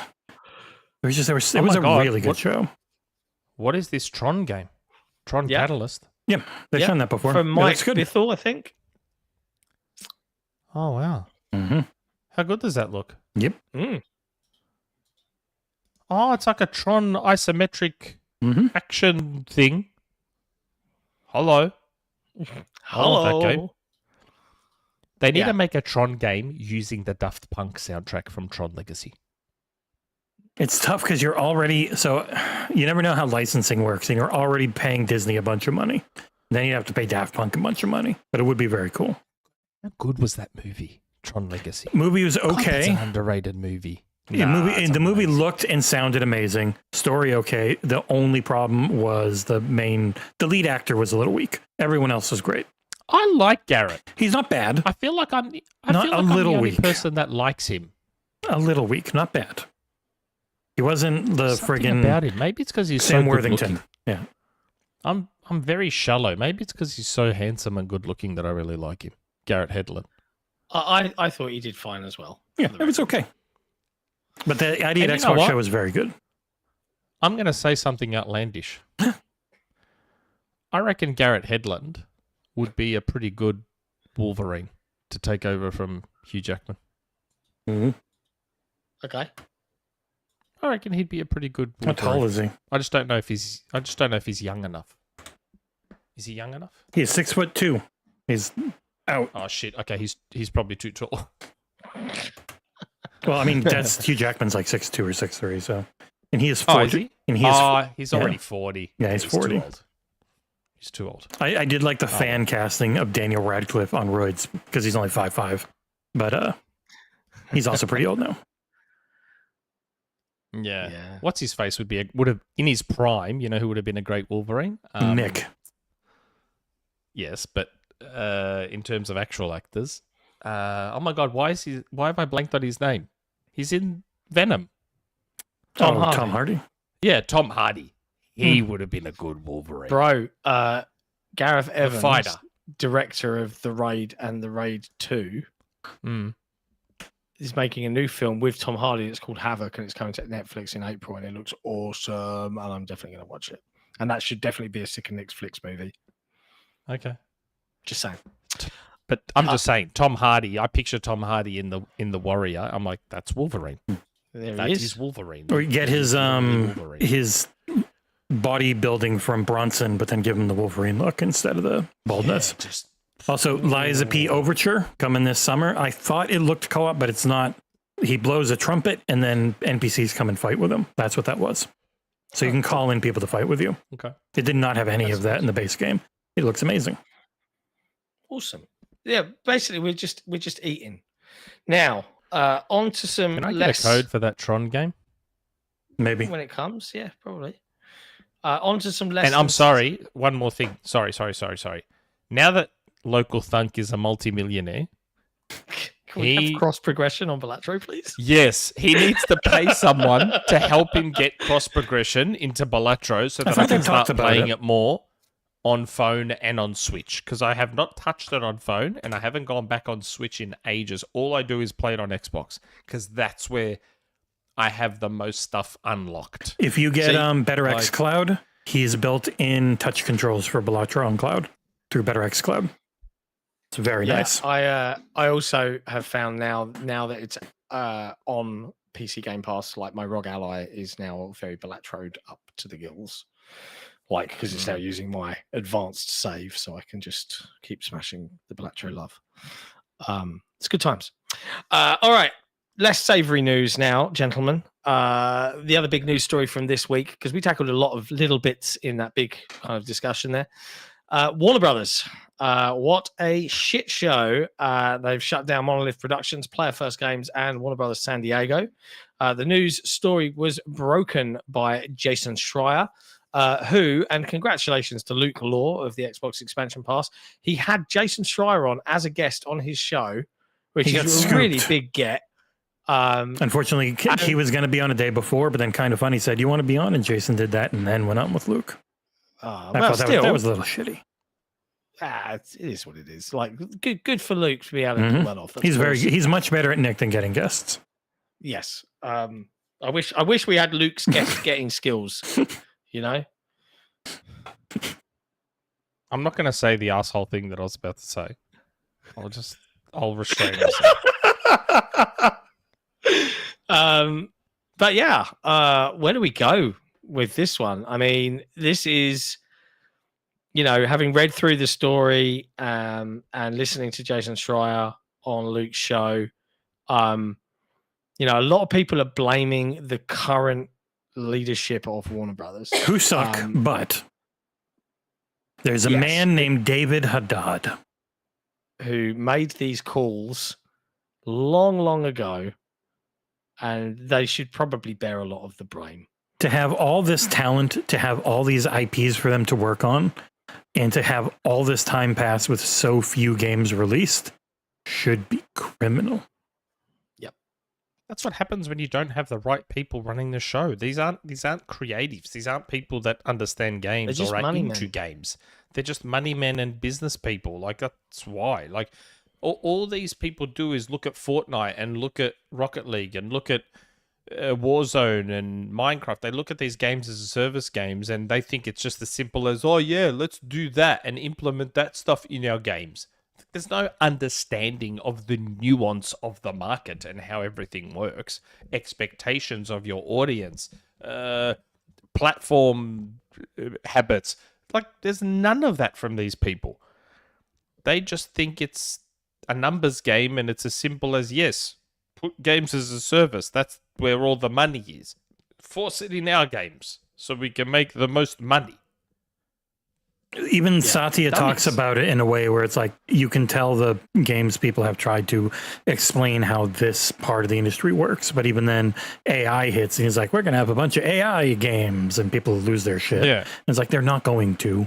They're not even looking to even do that. Like, they've talked repeatedly about how they don't want to generate the actual content of games. They want to use them as tools to help creatives. You know, they probably won't, because corporations always go back on that shit. But when you get away from the people who came up through gaming, it's really hard to find someone that just understands how insanely difficult it is to put out a video game. You can't just look at it like, oh, I've got an idea for a movie, and 3 years later it's done. It's so complicated and hard to get anything to work. We just heard from the Ruffy dev, 7 years of pure passion to just get their game across the board. 7 years. Yeah, but like, it's not. I don't understand. This stuff's not that complicated. Like, even something like Fortnite, it's not like Epic just turned around and said, "Oh, force this mechanic into our game." Fortnite was something still born from an idea, like a normal game. Like, Cliffy B was involved in Fortnite originally. Yeah, Fortnite Save the World was its own thing, but then Fortnite Battle Royale was ripping off PUBG pretty heavily. Just they were very good about it. There was some fortunate timing, and there was some happenstance involved with Fortnite, because the mechanics they had. So Fortnite was obviously born of a time when Horde was all the rage, thanks to Gears of War. Horde modes were all the rage, and Cliffy B was like, how am I going to top Gears? How am I going to do that? And Fortnite was born. It's like, well, let's have forts and this and that, and you build and da-da-da-da-da. It just so happened that around the same time, this little team that made PUBG was blowing up in the PC space, and Epic were quite lucky in that Unreal Engine and the mechanics of Fortnite lent so well to another spin on Battle Royale. Yeah. But it still wasn't a case of... Fortnite still wasn't a case of, oh, we're making this single-player thing, force games as a service into it. Same with Minecraft. Minecraft was still born organically. Most of the most successful games as a service games, it wasn't something where an exec meddled and said force games as a service in there and microtransactions so we can make money. And that's what a lot of these execs don't understand. Yeah. Successful games as a service games tend to still be something born from passion, like Overwatch, even Marvel Rivals. Yes, Marvel Rivals was still built on the idea of trying to make a successful live service game, but it was built from scratch, from a team of people that were building something they cared about. That really liked Overwatch. Yes, but and they also had the Marvel IP behind them to help. But the problem with a lot of these execs is that they just like, oh no, we can't do single player because games as a service is where all the money is. So that's what it has to be. Force it in there. And then we get the disasters that we get. Yeah. And Warner Brothers' response was, we're going to do less and bigger. And everyone's like, no, that's what's been killing things, doing less but spending more on it. Because if you miss with one thing, it hurts so much more. Like having a wider swath in smaller teams and getting more out there at a better scope. Like it's all been scope and poor management. That is the main issue, and it's finally come back to bite them because you're out of the venture capital. We're just going to throw monies at you no matter what time because it's a mature market now. And they again took the wrong lesson from it, and like they're like, oh, we're feeling energized, and we really want to get our mojo back. And it's like, yes, you just shut down one of the most beloved Western studios out there, and 2 other teams, hundreds of people, and you're trying to be like, yeah, woo, us, and like.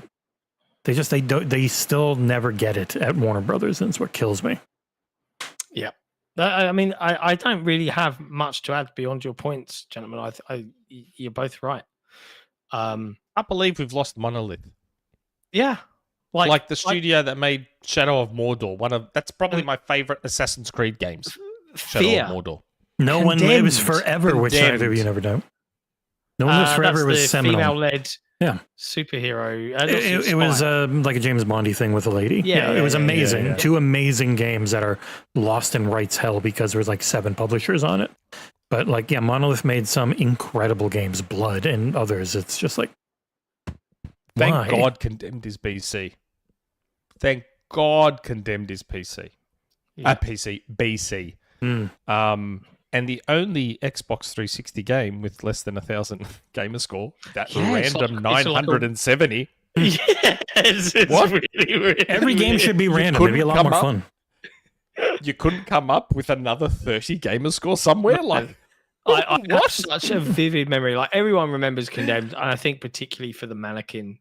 Yeah, the mannequin scene level. Shit my pants. Mate, that mannequin level, Shit my pants. I was shitting my pants, right? And this is like one of the only horror games I played. Why? Because it had detective elements in it, and I love detective games.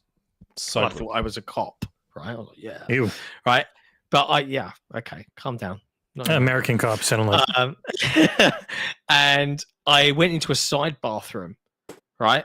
In the level, and I was standing there, and I was like opening a mirror cabinet for like pills or whatever it was that was the health.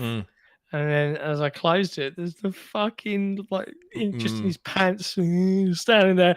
Honestly, I don't think I've ever shat myself more in a I was like, oh, just wait until you see Jeff in Half-Life Alyx and say hello to him. I don't want to say hello to Jeff. I do not want to. Well, say we hello to owe some content for our patrons. Yes. Like I remember I'm looking at these mannequins going, oh, they're creepy. And then I turn around and look back and they've moved. And I'm like, man, what are you doing to me? Little Nightmares 2 riffed off of that. They had a whole morgue mannequin level where if the lights were out, the mannequins would start coming towards you. Is that right, Rand? I didn't know that. Lord of the Rings Battle for Middle-earth 2 only has 705 gamer score. I did not know that. Wow. Well, there were ones that didn't have 1,000 and then they could add more later, but I always thought that was more Xbox One. I don't know. I don't give a shit about gamer scores, so I never paid attention. Yeah. Oh, is Condemned 2 not backwards compatible? That's a shame. Oh, that's and some of the like Fear and some of them you can't buy. They are backwards compatible, but you have to have already owned them or be like me and very nicely have someone at Xbox give you a code. Oof. Yeah. It's just sad, man. Like I mean, before ABK, WB, how often was I saying I'd love for them to buy WB? I would have much preferred Microsoft went for WB over ABK. I know the business part of it. I don't care about that. I'm just talking about what I would have preferred. And I would have. I think a lot of people would have preferred it if they could get the IP. Well, yes, WB without the IP means is why they didn't sell because they weren't going to do it. Of Monolith, you do get the talent of Monolith, which is something, and then you can get Monolith working on another Microsoft IP, and that's fine. But part of WB is also getting obviously Mortal Kombat and DC Yeah, and the price whatever else is dictated by buying. Like IP is the thing they bought with ABK as much as anything. So that's like if you're buying Monolith without it, then you're looking like not that much money compared to what WB would want for them. Without, in like even if you get, you can have a certain amount of games that are just yours to make or something, it's still not worth it if you don't have IP ownership. It really drives down the not worth the value. Not worth the bag. Oh, it's been and isn't it funny? What else came from Schreier's story? Huh? More old news that I beat everyone to. Which Rocksteady. bit? Rocksteady and a Batman Rocksteady game? working on now? Wonder when we heard that first. You know, throw enough shit at a wall. Yeah, it's not a hard Make guess. enough random guesses. It's not a hard Make guess, enough- is it? I wonder if the Batman studio that made Batman games is going to make another Batman game now that their live service game. No fell one out else of thought their arse. that but me. That's right. Not at the time they didn't. You need to adopt mean- the Jack Black style of but guess who did write it? Me. That's right. When someone else says it, it's cool. They're working on Batman. But when I say it, that's obvious. Fuck off. Tell us how you Seriously. really feel, bro. Tell me how you really feel. One's a respected that journalist, and side you're of just it. a random guy. That side of it just pisses me off. If Reddit has any credibility whatsoever, which they probably don't, but if Reddit has any credibility whatsoever, I better win Leaker of the Year for 2025. It's all fan voted, and they all hate If you they on have Xbox in that Discord. Any Or credibility on that site, because I already know what's coming for 2025, that's mine. I've been compiling the list, and I'll tell you right fucking now, no one comes close. No one comes close to me in 2025. Between what I've already leaked, that's happened this year, and what I know is coming, no one fucking comes close. Not even. But that subreddit is all fan votes, and the fans there hate both you and Xbox, so you have no chance. Yeah. That's fine, but I know the list. I'm building it. Like people look at that. Oh, he's only a tier 2. He's tier 2. It's like, yeah, Tier but it's 3. voted on. It's Tier 3. voted on by random people who go to a Reddit. Doesn't mean anything. Actually, yeah, there was something like that. Rand might be right there. Rand goes, didn't the Yeah. co-founders of Rocksteady leave to form that new studio who is rumored to be working with Xbox? Yeah, on and the people game? Yeah, I who think the that's true. Monolith team all left as well. Like all the people were leaving those studios because of the horrible And the management. Monolith studio is working. Yes, the old Monolith heads are also working on something else too, aren't they? Mhm. I believe. Oh, Yeah. Shadow of dear. Mordor, man. What a game. I love Shadow of War What as a well. game. It improved on a lot of things. I know you guys don't like the bigger, but I quite like Shadow of War. Yes. That's what everyone, I had a best mate who adored Shadow of Mordor like me. He played Shadow of War and he goes, you won't like it. He goes, it's just so much. There is so much to Shadow of War. I think the thing that bugged me about Shadow of War compared to Shadow of Mordor was that they had the opportunity to go. They have the whole of Middle Earth to play with, and they still mostly stuck to very Mordor-esque. It's because what people are used to. It's what people want. Environments. Yeah, like the main issue No. with creativity is the slop that fans tend to gravitate to. And yeah, it was Kevin Stevens of Monolith left, and he went to EA. And they're, according to Rand, they're on Blank Panther. Ah, yes, Black Panther, correct. No, Blank. Yes. That gives me a lot of excitement for Black Panther. Because, man, I try and picture a Black Panther game structured similarly to Shadow of Mordor. Ooh, boy. That would be... That'd be Delighted. something Is special. Shadow of War still on That'd be Game something Pass? special. I don't think Shadow of Mordor was, that but for Shadow sure? of War. Yeah, Shadow of War is still on Game Pass. And it's Play Anywhere. Wow. Great game. Highly recommend. Really good There you DLC. go. I mean, it won't help anyone that Try works it there out. anymore, so don't buy it, but play it through Game Pass. Anyways, I think Yeah, that's the pretty news. much Mhm. that's most of the stuffs really. Yeah. I think it would be time for What is it this year? What is it this week? Yeah. It is what year, my Is that all dear? the news? I thought that was. No, that's about it. We ended up hitting things during the what we're We playing don't want to segment. talk about the Terminator game. We could talk about the Terminator game. I did put it in there for Oh, Nick. come on, that looked cool as. Okay. It does. We It can looks talk really about good. that. Did you see Go it? for it. Did you see the Yeah. trailer for that Terminator I game? watched the trailer for it. Not excited? Nah, couldn't give two shits. It looks really good. John has really bad taste. Really? So I know you're used to having bad taste, Nick, but John also has pretty bad taste in games most of the time.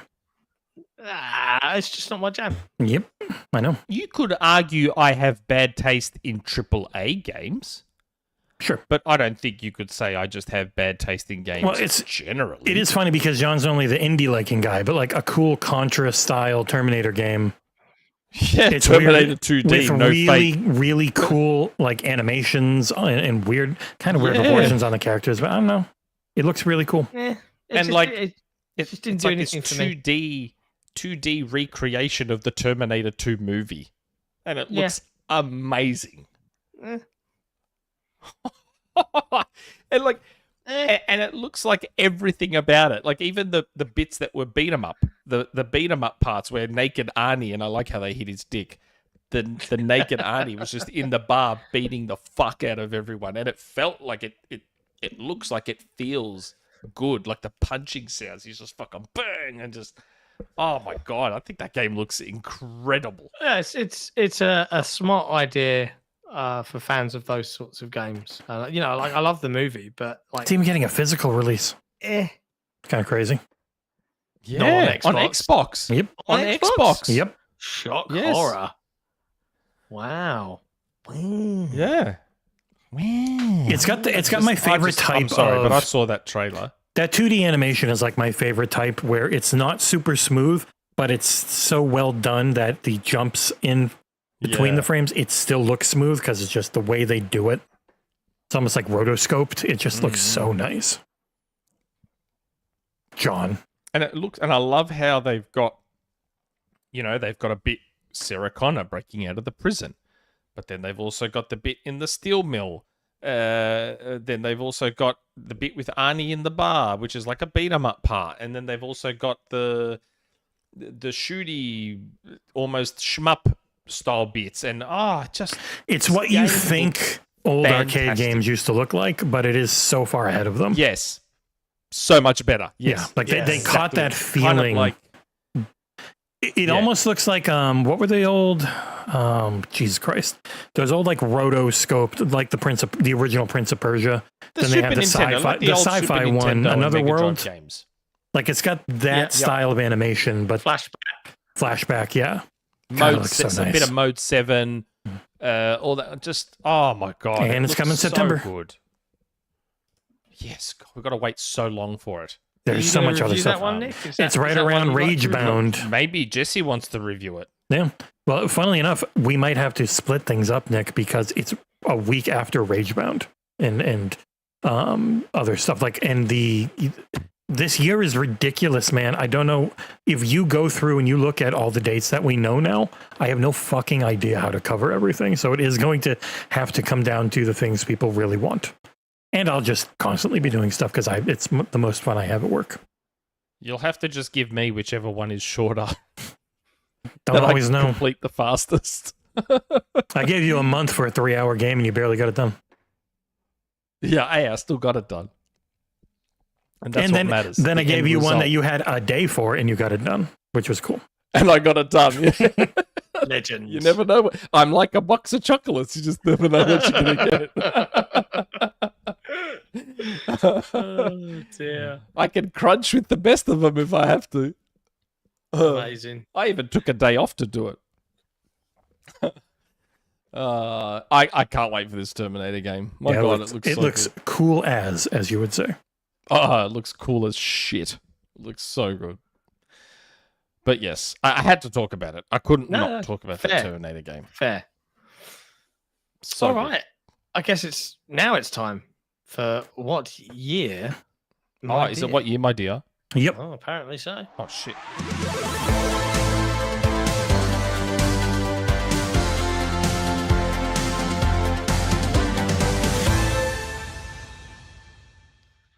That's right, ladies and gentlemen. It's time for What Year, My Dear, one of the game shows that Nick and I play in fight for the championship of our patrons. If you're a Patreon member of the XboxEra team, you will perhaps earn the opportunity to win a game code from Jesse's big, hairy purple sack of video game codes as Nick and I battle to win for you. This week, Nick is playing for Brandon Ridion. I am playing for Brandon Ridion. And Sick is playing for Brett Bingham, who's quite frequently in the chat. Hello, Brett. Now, will my guessing win me another victory? We'll find out. Jesse, what's the theme this week?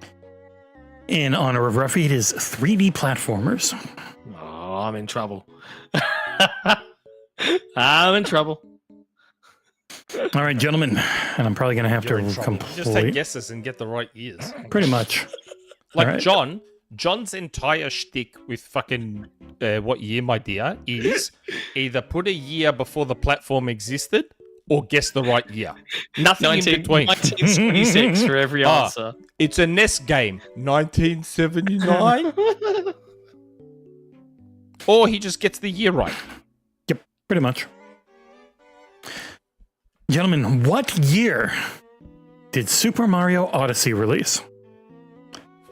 Give me your year in 5, 4, I don't know. 3, What 2, you guess it? 1. Yeah, piss off. I got it. What is See, yours? I don't know. You got to be a little more to the side, John, because we are squared in this. So cover your face. 3 points for Nick. Give him an easy one off the bat. This is next week. There This is was next no- week's there win. was- Sorry, Brett. I'm sorry, Brett. There was no parallel universe where I did not get that one. But also, right. like, it was a Super launch. Mario Odyssey. It was a launch game for the Switch, and at this point, John should know when that was. Gentlemen, what year did Spyro the Dragon release on the PlayStation 1? Oh shit! I don't know. I wasn't a PS1 guy, so yeah. Give me your year in 5, 4, 3, 2, 1. We are not tied. 1998 it was. Oh, yeah. I was gonna say. Oh, 99. yeah. So In- I'm looking at it Guess. In honor of this week or this month's excellent selection on PS Plus, includes Dragon Age of Elgard and Sonic Colors. What year did that release on the Wii?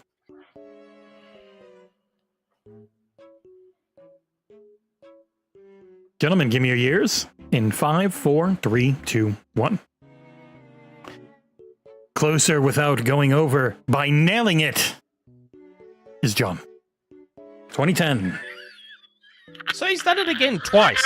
He put 2014 for Super Mario Odyssey before the Switch fucking existed, and then guesses the years on the other two. Gentlemen, what year did Jack and Daxter, the Precursor Legacy, release on PS2? And here's John coming in with I a bought this. 1986. 1987. Don't sound so bitter, boys. What? I'm just teasing you. It's fun to watch Nick get so mad. Gentlemen, give me your year in 5, 4, 3, 2, 1. Nailing it and tying the game is one. Sheesh pull, Nick. No one gets you. I just Haven't bought heard it you on called PS5 sheesh as pull in a while. I just bought Jack and Daxter the other day on PS5. I figured a lot of these are going to be things that you will know because you're into them and John is not. Gentlemen, what year did Croc, The Legend of the Gobos release on PlayStation 1? Shit. Eef. This is a bit of a guess. Gentlemen, give me your years in 3, 2, 1. You both said 97. You were both correct. I'll give you both 3 points. That doesn't change anything. We're still tied at 9. What year was Banjo Tooie released on the Nintendo 64? I don't fucking know. Gentlemen, I don't know. John, Wait, give me wait, the wait. correct year in 5, Yeah, 4, John, guess me 3, the correct year. 2, 1. It's either 99 or 2000. Ah, Nick. You nailed it. It was 2000. No, Nice. I knew it was either 99 or 2000. I just couldn't remember which. Luckily, I did.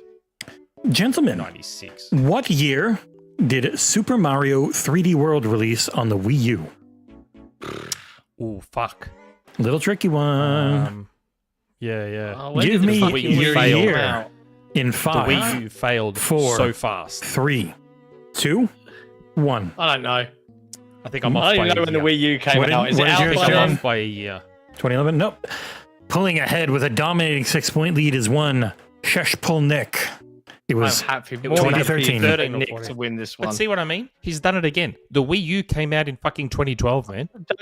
Don't know, mate. Don't pay attention to these things. He should be banned from even playing this fucking game.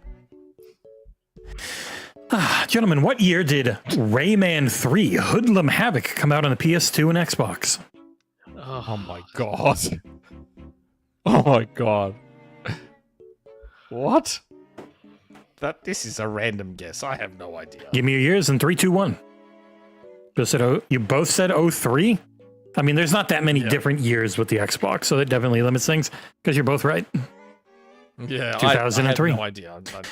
You've got like what, 4 years with an Xbox, so it definitely low. Same with Wii U. Yeah. Same with I'm Wii going to U. get We've a only got- post-it note and put the console's years of release date and keep it. Just up stop to doing date. drugs and remember things like the rest of us. Gentlemen, what year It's did unessential Ape Escape information. release on the PlayStation 1?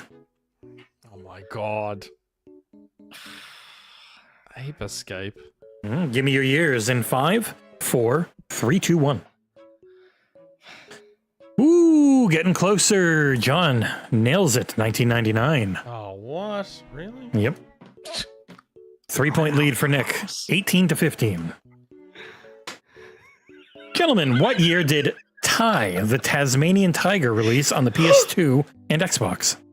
I played this. What? I played Ty the Tasmanian Tiger. Give me your years in 5, 4, 3, 2, 1. Now, quick. You both nailed it. It's 2002. Now, Nick, you don't get to say shit because you were confounded and then nailed it. So you don't get to make fun of John that much. But I usually admit when I guess it. What year? Mate, I'm not like I guess I'm guessing every single one of these things. Whatever, I have man. no idea. Oh, yeah? Well, what year did Conker's Bad Fur Day release on the Nintendo 64? No idea. Give me your years in Alright. 5, Wait, 4, wait. 3, 2, 1. See? No idea. Pulling ahead once again is Sheshpolnik, taking a commanding 6-point lead with 4 more to go. Again, it was either 2000 or 2001. I had to take a bit of a calculator. Gentlemen, what year did Crash Bandicoot 2 Cortex Strikes Back release on the PlayStation? Ugh. Gentlemen, give me your years in 5, 4, Yeah. 3, Leave 2, my 1. 1997 up. Closer without going over is one Sheshpolnik, as was actually 2002. Wow. Really? That late? Yeah. Now, if any of these are wrong, yell at ChatGPT, because I literally had it say, give me a list of 100 3D platformers, their platforms, and the year they released. So, in case you're wondering how I do it, most people probably don't give a shit. Gentlemen, what year did Grow Home release on the PS4 and Xbox One? Ubisoft's Grow Home, a very popular game. You don't remember Grow Home? The little guy climbing up all the little robot guy climbing up the plants and stuff? No. PS4 and Xbox One. Grow Home. Give me your years in 3, 2, 1. Nailing it and getting close again, giving himself the only chance possible is Sicka Mechanico. 2014. There's 2 more. You got to nail them both to win, John, without Nick getting a single Yeah, point. watch him guess them. Gentlemen, what year did Blinks the Time Sweeper release on the original Xbox? Oh Give my me God, your bro. year in 5, 4, 3, 2, 1. Ah, okay. I'm sorry. I didn't press backspace, but it is 2002. Pulling within 1 is John, who nailed it. Was it 02? I thought it was a launch game. Nah. The final game is one from a, I believe, sadly closed developer, once again in the PS4 and Xbox One era. Rime. R-I-M-E. Rhyme. Oh, shit. R-I-M-E. Mm-hmm. Oh, is this Yeah, Tequila Softworks? I think so. Okay. Gentlemen, give me your years in 5, 4, 3, 2, 1. Barely holding on by the fact that no matter what, he is 1 point ahead of John. The winner is Nick, as you were both correct. 28 to 27. Probably our closest game ever, coming down to the wire. GG's. Whew. GG's. Yeah. It's tough to deal with someone that pulls constant shit out of their ass. Feels Says good. the man who also did it as much. No, I didn't. No, man. I guessed correctly like once or twice. Console release eras. I'm just going to have a little print out. I'll just have it here. And for And the then that way Japanese ones, you need to have also the Japanese, because what if I say, when did this come out in yeah. Japan on the PS, on the Super Nintendo? Hold on It's going to be a second. different year. Crash Bandicoot 2 release. Look. I feel like 2000. Probably wrong. What year did you say, Jesse? 2002. 97. I forget. I wrote 97. 'Cause I to wrote me, 97 for that 2002 question. sounded very late. Okay, So that means I'm correct. but And I've ergo won no, the show. no. ChatGPT says you're wrong, and that is what matters. Oh, I don't make the rules. ChatGPT does. that's depressing. Yep. All right. Well, AI in that sucks. case, I'm going to turn my attention really towards To something else you really hate. The patrons. No, to someone I love, Oh. which is our Patreon community. No one buys it. Because they are. Oh, okay. Do you want me to stop? If you value having an independent publication that thrives and survives, covering your favorite platform and just generally being a bunch of humorous elderly people playing video games, geriatrics are us. Consider supporting Xbox Era on Patreon by heading to patreon.com/Xbox Era. Your support means more reviews, previews, coverage, and cool stuff from us now and in the future. And we would love it if you did. If you want to see this beautiful face doing more podcasts, Sign it's up. the only way you can make We it do happen. lots of exclusive video stuff for our fan tiers and above as well. And you can also go to patreon.com/XboxEra/gift if you want to be like TornRaptor and be amazing and let people in for a month with a gifted membership so they can see all the Just so stuff they get. Try it out. Try it out. But one of the benefits of being a Patreon member is that you get to throw questions our way every week as part of the show. No matter how many, we read them all, as including exclusive questions for any guests that we have on. So we covered a few of these during our time with Patrick, the developer of Ruffy and the Riverside earlier on. And now we're just going to finish off with a few more to round out the show. Mm-hmm. Okay. You know what? I messed Are up. you ready Do to- Hyphen G's first because he's the only other one on the form. Then everyone, so he's the one after Torn. But then we'll get to Torn. Yep. Okay. First question is from Hyphen G, the imposter. So Nick was on Xbox 2 yesterday, and during the podcast, Nick said that in an interview with Bobby Kotick that things that Kotick said during the interview Nick had said earlier. Does that mean Nick and Bobby Kotick have the same mindset? Yes. Wow. Look, You are the same person I said, yeah, in every way. I said on Xbox 2 that that's not necessarily a good thing and might not reflect very well on me. I just found it interesting that Bobby Kotick almost said word for word things that I have said about Microsoft and Xbox in the past. Like he was saying things like, what are you guys doing in gaming? You don't understand gaming. You're not creative.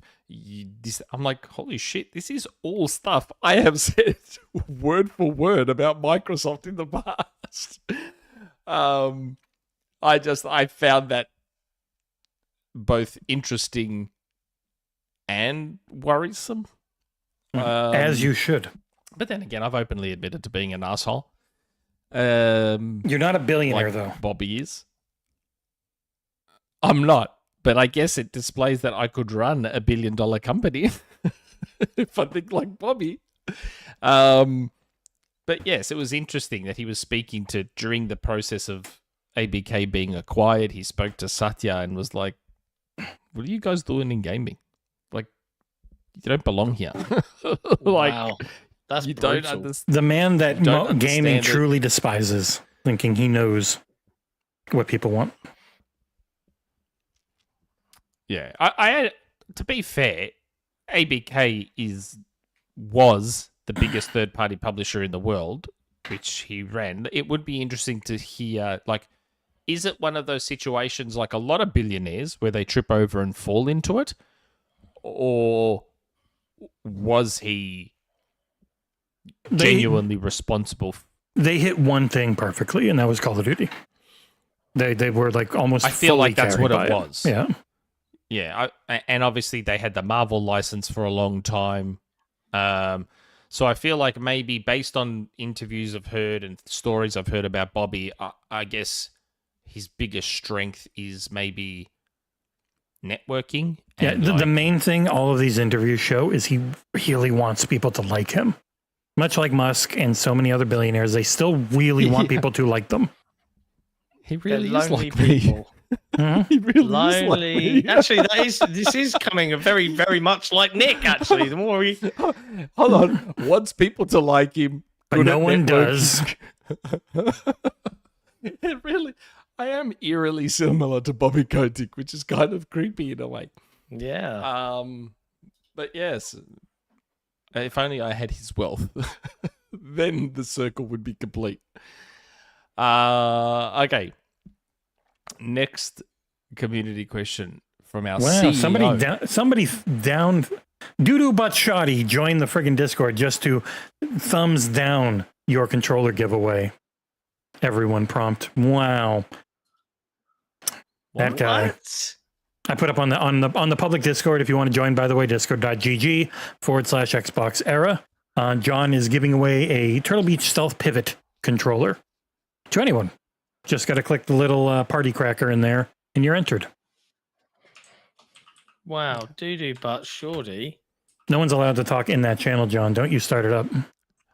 I'm doing it. I'm doing the talking. I will delete it. Was that I the just- same doo-doo butt shorty that used to be in I would my have. Discord? No one else calls themselves doo-doo butt shorty. It's got to be him. And he is great overall, Is he but still my in my God. Discord? Mm. How many people are left in there? Still a few. I was thinking of asking to rejoin. Okay. I'm kidding. Next question. Our CEO, TornRaptor. God bless him. Imagine that 3D games just didn't work out. They didn't sell as they looked terrible, as they looked horrible up against the beautiful 2D games we were used to playing. Unfortunately, 3D dies in its infancy. 2D rules the day. I wouldn't have a problem with that. Would they evolve to look today as pixel art or painterly, or would we just end up with 2.5D games as Square has made? What could games look like today if Rocksteady, Sony Santa Monica, or Playground worked in 2D? Wanted to add my 2 cents on the delay of Fable. Delaying it so it can be released as complete and as polished as can be is okay by me. Xbox Game Studios' handling of Avowed, giving that game more time, gives me an abundance of confidence of how Fable will turn out. Meanwhile, there are plenty of other great games between then and now, so why care anyway? There are some people it was the thing they Wise were words. most looking forward to, and I get being sad. But yes, on the I whole, understand being yeah, disappointed. I am disappointed, but understand. So I'm in the. Also, Yes. I really like his CEO badge that he has on the forums. Yeah. I can see it. Forum.xboxera.com. And as to 2D games, I feel like 2D games would still be what they became. Like if you go back to 2D games of the 80s and 90s and think of 2D games now, we've had it all. We've had 2.5D, we've had pixel art, we've had hand drawn, we've had Square's HD 2D. We've had it all anyway. So I feel like even if 3D hadn't made it, we would still be probably in the same place that we are, because we've had pretty much every style of 2D possible as it is. Yeah. in the case of Marvel vs. Capcom 2, we had 2D pixel art sprites on 3D backgrounds on the Dreamcast. So I feel like we've had it all anyway. So 2D would have just stayed on the track that it is. Yeah, I feel like we may have got more innovation in 2D because 3D wasn't around. So to avoid the monotony of 2D, we may have got more innovation than we did over the last 20 years. But in terms of artistic style, I don't think much would have changed. Yeah, because most of the 3D stuff was technology advancing powered it looking better. And if it just didn't look, if it didn't work out in some way, then there's no need to invest in that. You just really need to figure out gameplay elements. And similar happened with 2D. Like, I look at a game like Streets of Rage 4. Would that have been possible in 1998? Probably not. No. Ori and the Will of the Wisps is a 3D game, just completely restricted to a 2D plane. But it is, for all intents and purposes, actually a 3D game. So, yeah. I like that question, though. It's a good one. It's good. It's weird trying to think of an imagined future. Yes. You know? The future of the Sega Saturn. They were still thinking 2D. The ultimate 2D console. Yeah. The ultimate 2D console that at the last minute got a 3D chip crammed into it. Worked out well. Last second. Yeah. People want to say And Microsoft's they the next tell Sega, but retailers it's it like existed. Sega Imagine that. killed themselves. Like, you have this console, which is literally the ultimate 2D console. There'll never be one as good ever again. It was a console built to specialize in 2D gaming. At the last second, they saw the PlayStation and went, fuck, we have to cram a 3D chip in here. So they quickly did. They just stuck it in. And then on top of that, didn't tell retailers it existed. They shadow dropped a console. That's why every Look, time we get excited when a game gets shadow dropped. every time people are like, Xbox is a new Sega, I'm like, nah, man. No matter how many fumbles or missteps they've had, no one's matching Sega. Could you imagine in 2025 if Microsoft turned around and we all woke up tomorrow and was like, here's the new Xbox and it's out now, and you were like, what? What? With barely a word. Like, it's just people are like, oh, there's a new Xbox at the store. What the hell? Yeah. And the retailers see these boxes in their stores in the morning and they're like, what's in here? And they open it up and there's this brand new console. They're like, what? It's mad. Could you imagine? That system had so many amazing, they had between the Saturn and the Dreamcast, they had probably the best run of games of any generation near it. It was just crazy how many amazing games they had. They had Capcom on lock making shit. It was amazing how good the games on those systems are, and they still both failed because of really stupid decisions. Just far out, man. I'm so glad I still own my Saturn and my Dreamcast. And they had the first Hall Effect joystick, except it was a really bad one that had very bad latency. Was that Saturn 3D? No, the Dreamcast was Hall Effect, but it was very early. Really? Yeah, but it still had very bad latency and zone read. So even though it wouldn't break and drift, it didn't feel very good. It did feel like there was a literal ball underneath it. Yeah. That's one of the things so Hall Effect, they have their own version that just feels normal. It feels like a regular controller in the tension and everything, even though it is Hall Effect. So they don't call it Hall Effect, they call it their own, because it's their own version of it. Very nice. Okay. Next question.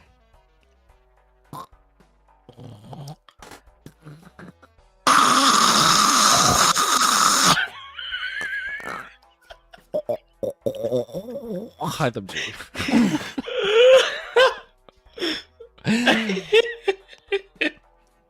So, Nick, Any rumors of Xbox games getting a Master Chief collection? Something...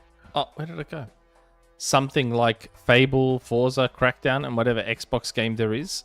I can list so on and so forth, getting a MCC treatment, but any rumors anyway?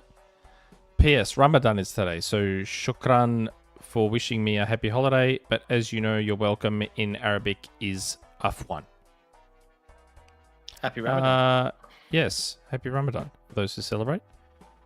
Is there other games getting Master Chief Collection treatment? Not that I'm aware of, and I doubt I'd be stupid enough to make that same mistake again like I did with the Gears collection.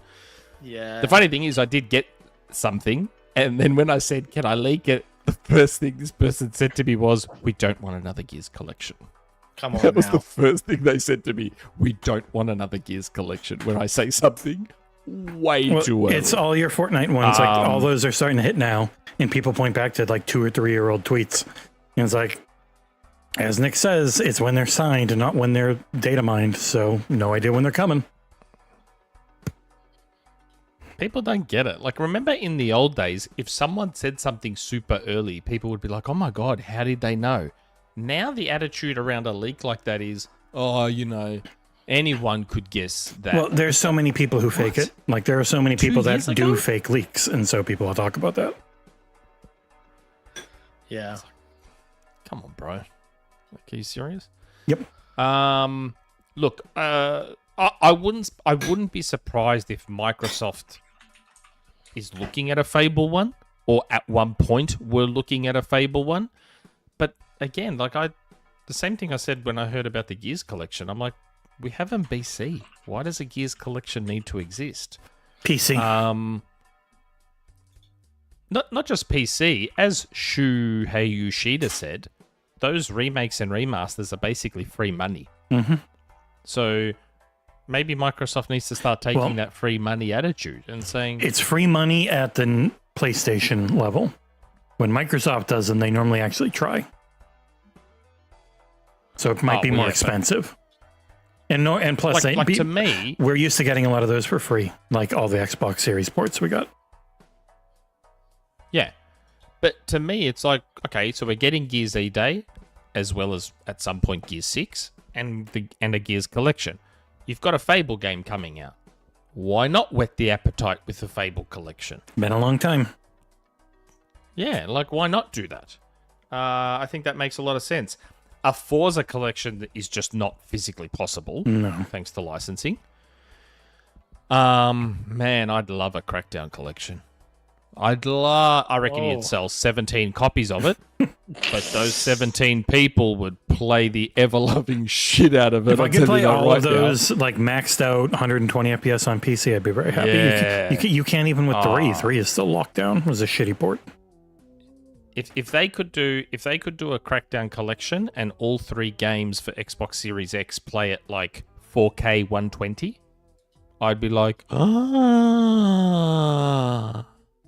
I would find all those orbs again. I'd find all those orbs again at 4K 120. 100%. 100%. That would be amazing. Next question is from Jesse Brother. Statement.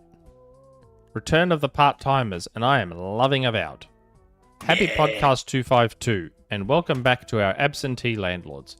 But I see you both had solid reasons for missing the podcast, as you were so busy that neither of you even popped into the chat for a moment. Wait, you clowns totally fucking did. It is good to see you both back, though, even if I already miss Ursel and Kayasante. In honor of my beloved brother, I labeled this as a statement and didn't even try to come up with a question on Nick's subject that I couldn't care less about. He's being mean about Ruffy. Nice. I know. Yeah, that's not very nice. Ruffy's he's not into 3. He's not into 3D. He's not into the genre. That's why he does not care about it. He's like me. He hates Mario. Have to care. Yep. He doesn't have to care about the genre, but there's a tact to Nope. things. Too old. Don't care anymore. I am freaking adoring Avowed. The combat, story, the side missions that feel like they actually matter. And after I got a quality weapon, armor, and abilities, this game has gotten addictive, as I will probably end up having to attend some AA Avowed Anonymous meeting someday. God, I hate the word addicting, and I hate the fact that people use it. I need to get a little grammar Nazi hat, word. but in this climate, isn't it? yeah. Addicting is a real word, don't get me wrong, but almost literally no one uses it in the correct context. If you want to use the word addicting properly, you say, Jesse is addicting Nick to heroin. So you are causing someone else to become addicted to someone. So you are addicting them to something. When it's something that's addictive to you, it's addictive. It's not addicting. Oh, that word. Lastly, fuck the idiots in gaming journalism who are shitting on this great game when they clearly hardly or never even played it. At least we'll have until 2026 before those same assholes can shit on Fable. Unless part of the delay turns out to be so it can release simultaneously with the PS5 version. In which case, those same phonies will suddenly love Fable. But enough about Dreamcast Guy. There we go. You got your badge, Nick.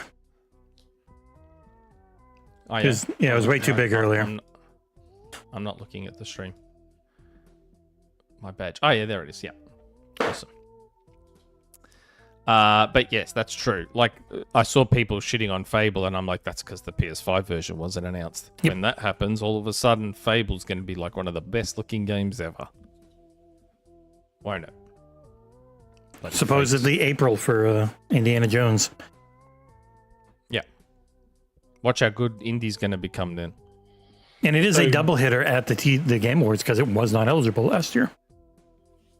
Good for them. Sure it will be it now. will win nothing. Probably. Next question is from Hugh. Hi, Jesse and part-timers Nick and John. My question for you this week is what popular game / film / show, or one from each, had the most unsatisfying / frustrating ending for you?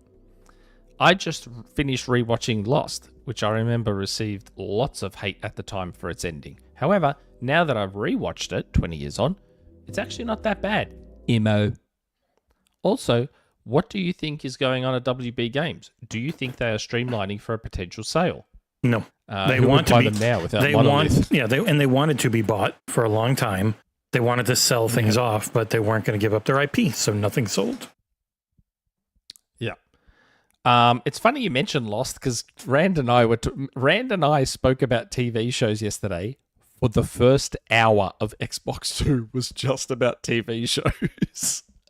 And we mentioned Lost because I've never actually seen Lost. I just remember that it was very much part of the zeitgeist. It was the first TV show that I remember was a big deal and everyone was talking about it, even though I had no interest in it myself. And then his next two shows are better. The Leftovers, one of my favorite ever, and then the one season of Watchmen. Is fantastic. Yeah, he did Leftovers and then Watchmen, and they're both amazing. Leftovers is fantastic. Is he doing the Lantern show now? I think he's doing the Green Lantern show. I didn't know there was a Green Lantern show. Yeah, it's Rebel Ridge guy and basic looking white guy playing the two lanterns. I forgot his name. It looks good. I mean, Hugh, if you want to talk about a film with an unsatisfying ending, every horror movie these days, like they don't know how to end horror movies anymore. Because the problem with horror movies now, and I've said this before, the problem with horror movies now is that everyone that makes them thinks of all the cool spooky scenes to put in the ads, and then they try and wrap a movie around it. And that's why they all end like shit. Here's the Lantern show. I'm not expecting to be disappointed by this one. You have Aaron Pierre and Kyle Chandler as two Green Lanterns. Oh, that handsome gentleman from Rebel Ridge. Yep. Yeah. Oh wow! Look at his eyes. Yeah. Fucking piercing eyes. I know. They stabbed me in the face. There's his ring right there. His lantern ring. This will be a TV show. Oh wow! So he's Hal Jordan. Yeah, he's Hal Jordan, and Jesus Christ, I always forget the name of this guy. Christ. So Kyle Chandler's Hal I can't Jordan. remember that Green Lantern either. Yeah. I'm on the friggin' IMDb page for it. It will just say Jon Stewart. There you go. Right. And Damon Lindelof of Lost and The Leftovers and everything is an executive producer. Okay. TV shows with unsatisfying endings. Dexter. Yeah, first three times, 2 or 3 times.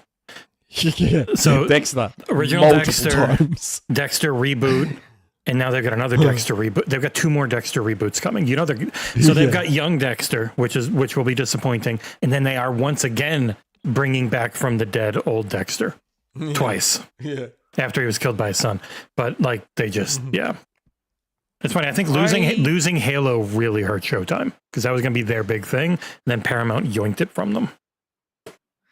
I feel like I want to. Perhaps unfairly, Battlestar Galactica's finale, and you guys, I watched it. It was okay. In hindsight now, after many years of seeing it a couple of times, like I'm actually fine with it. Mhm. At the time, I was like there were some absolutely standout performances and goodbyes in the finale. But at the same time, apologies, spoiler alert for a really old show. Cara Thrace just fucking disappears. What was her deal? Was she a fucking angel? I don't know. We're never going to tell you. Have a nice life. It really annoyed me at the time. Anyway, sorry. Yeah, I don't know, the weird Starbuck dies, but she's back, and then she disappeared. I don't know. I was just like, okay. That show was definitely hurt when they just kept making it during the writer's strike, and it was really bad for a year. It was a rough time, wasn't it? Yeah, It was and a rough they time. recovered incredibly well in the final season, but still, it was always hurt from it. And Game of Thrones is yes, but also that is HBO mismanagement again, because that is just going to be what the ending of the books was. That's why he hasn't ended it. Game of Thrones didn't bother me too much. No, it just wasn't. They had to make people stupid who had been smart. And when very smart people are forced to be idiots, it's just annoying. But they ran into the problem that George Martin has had, where wrapping up, so making all the story threads, your Mass Effect 2, the best.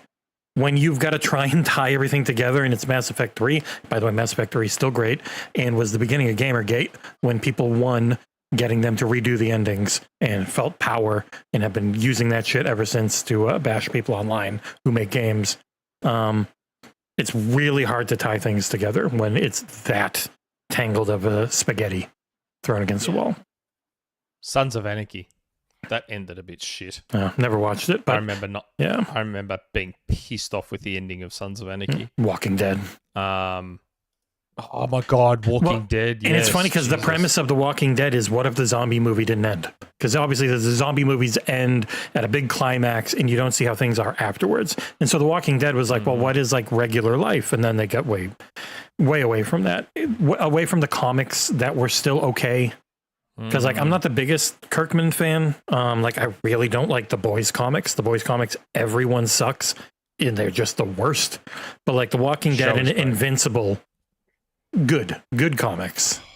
Are you watching Invincible at the moment? No, and I feel bad. Current I'm not caught up. And you know what sucks more? I have access to the finale. Oh, really? Yeah, they give me everything on Amazon Prime now, like every show.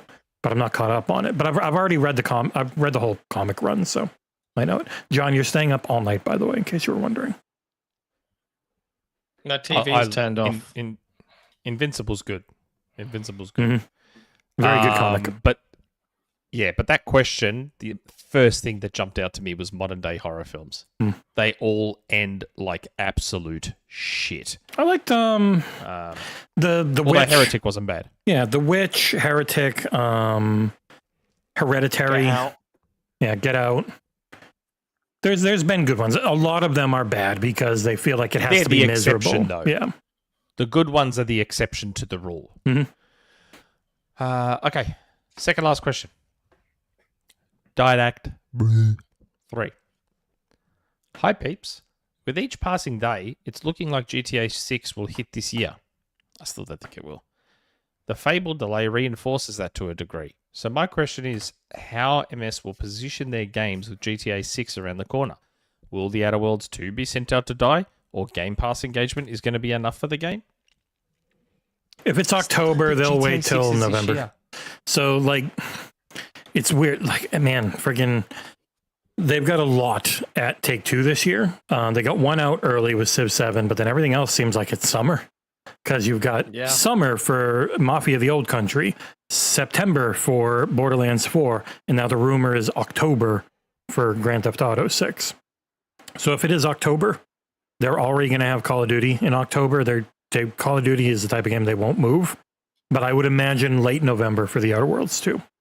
Like you give a full month or something like that. It is a different game. It is a different audience, and their main thing, even though I did joke about it to Phil, everyone's trying to avoid GTA, so they'll probably liberally use late November, early December if they have to. I still reckon Take-Two is going to pull a last-minute delay. Like they're going to time it in a way where it doesn't fuck with their share price as much. Supposedly, financials and all that. After Red Dead Redemption 2 almost killed the studio, they completely redid things. They don't have a culture cruncher. Like, it's way better there. And it has been so long. And supposedly they are different.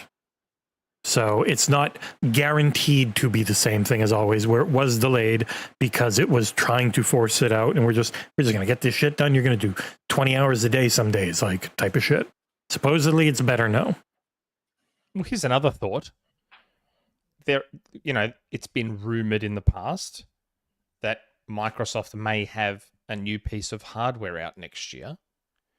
Sony has the PS5 Pro. What if they push it to next year so that both Microsoft and Sony have a piece of hardware that can get the most out of GTA 6?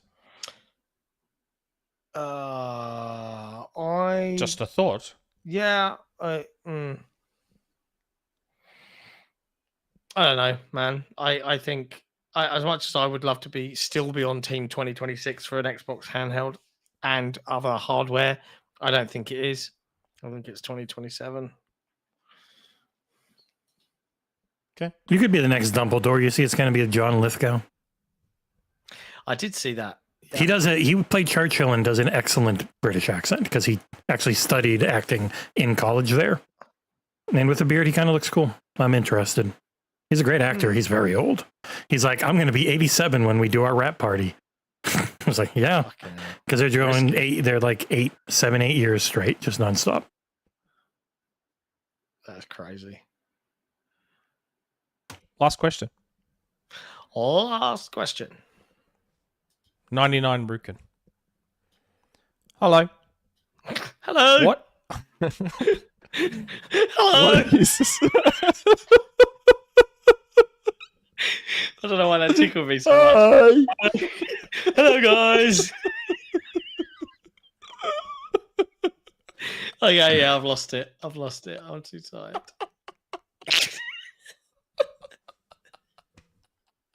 And he's gone. He's fucking gone, isn't he? Oh, honestly. Hello, Nick. Hello.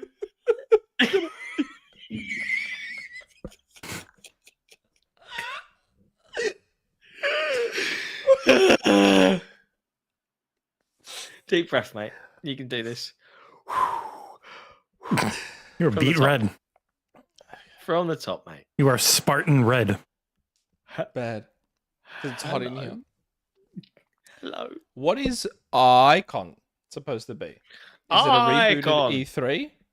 What are some predictions for it? Yeah, didn't ESA create some new thing now? It's the trade side of the trade show.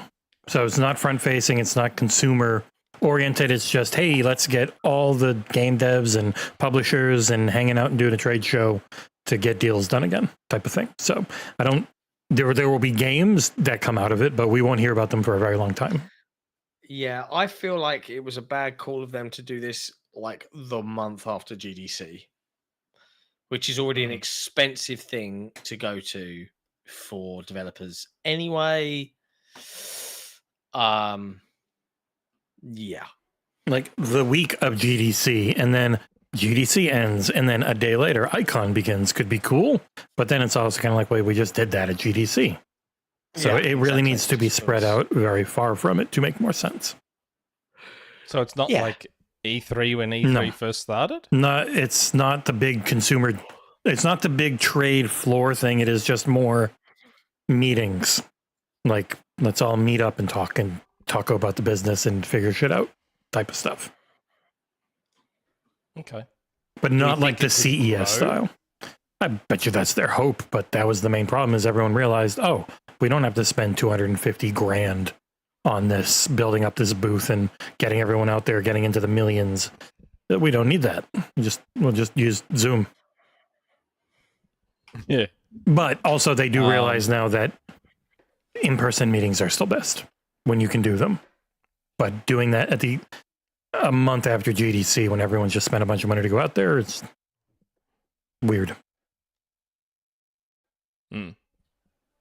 Okay. Because I remember seeing it not that long ago, Icon from ESA, and I'm like, what the hell is this? Are they rebooting E3? What's going on with this? Partly. I think it's the ESA trying to reach back out and build something, but I just don't. Well, across the industry, devs have really talked about how much more difficult it is to get deals done without having E3 anymore. Yeah. We'll see. We'll see how successful it is. I just don't know what it is yet. I think we'd have to have this first one and people would get a feel and then we'd kind of see them go. And we might know anything. Like, we might not know a thing. We'd have to wait and see if anyone talks about how they felt their time there was. Yeah. Tricky. That's it. That's all the questions. That is all the questions. The end. That's the end of the show. That's right. It is. Chat, it's been wonderful hanging out with you these past 3.5 hours. If you enjoyed the show, as I mentioned, if you're listening on Spotify, be sure to leave us a review for a change. You know, it's nice folks to do that. It does help us out. Climb the leaderboards, as it were. If you're a big fan of XboxEra, as always, you can support us directly by heading to patreon.com/XboxEra or by becoming a YouTube member over on YouTube. But if you're going to do it, Patreon's the best way to support this little independent publication that can. We will be back next week with headlines on Tuesday for our 101st episode. We celebrated 100 episodes of headlines last week. Very nice. Nick's only been on one. Yeah. We will have some reviews dropping. We're going to have reviews for Split Fiction and some other bits dropping throughout the week. So keep an eye on the site as always. We'll be back then. Until then, boys and girls, be good to each other. Look after each other. Play some video games. Drink some coffee. Go to Don't the let gym. the crazy shit going on in the world get you down. Smoke some meth. Go for a walk. Going for a walk. But go touch some grass. Pound your clown. Any of that. Yeah. See you next time. Fornicate with people. Ciao for now. Hello. Hello.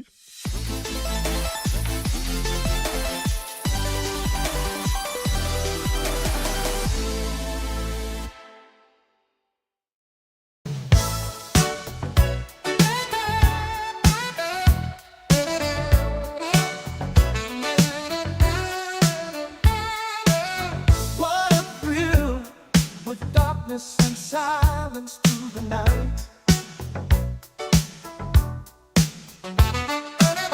What a thrill, I'm searching and I'll melt into you. What a fear in my heart, but you're so supreme. I'd give my life, not for honor, but for you. Stay either in my time, there'll be no one else. Rhyme, it's the way I fly to you. Snake eater, I'm still in a dream. Snake eater. Someday you go through the rain. Someday you feed on the tree fall. This ordeal, the trial to survive. For the day we see new light, I give my life, not for honor, but for you. Snake eater, in my time, there'll be no one else.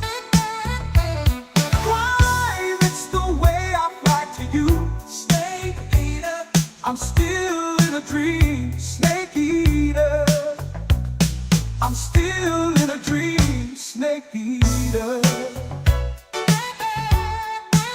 Snake eater.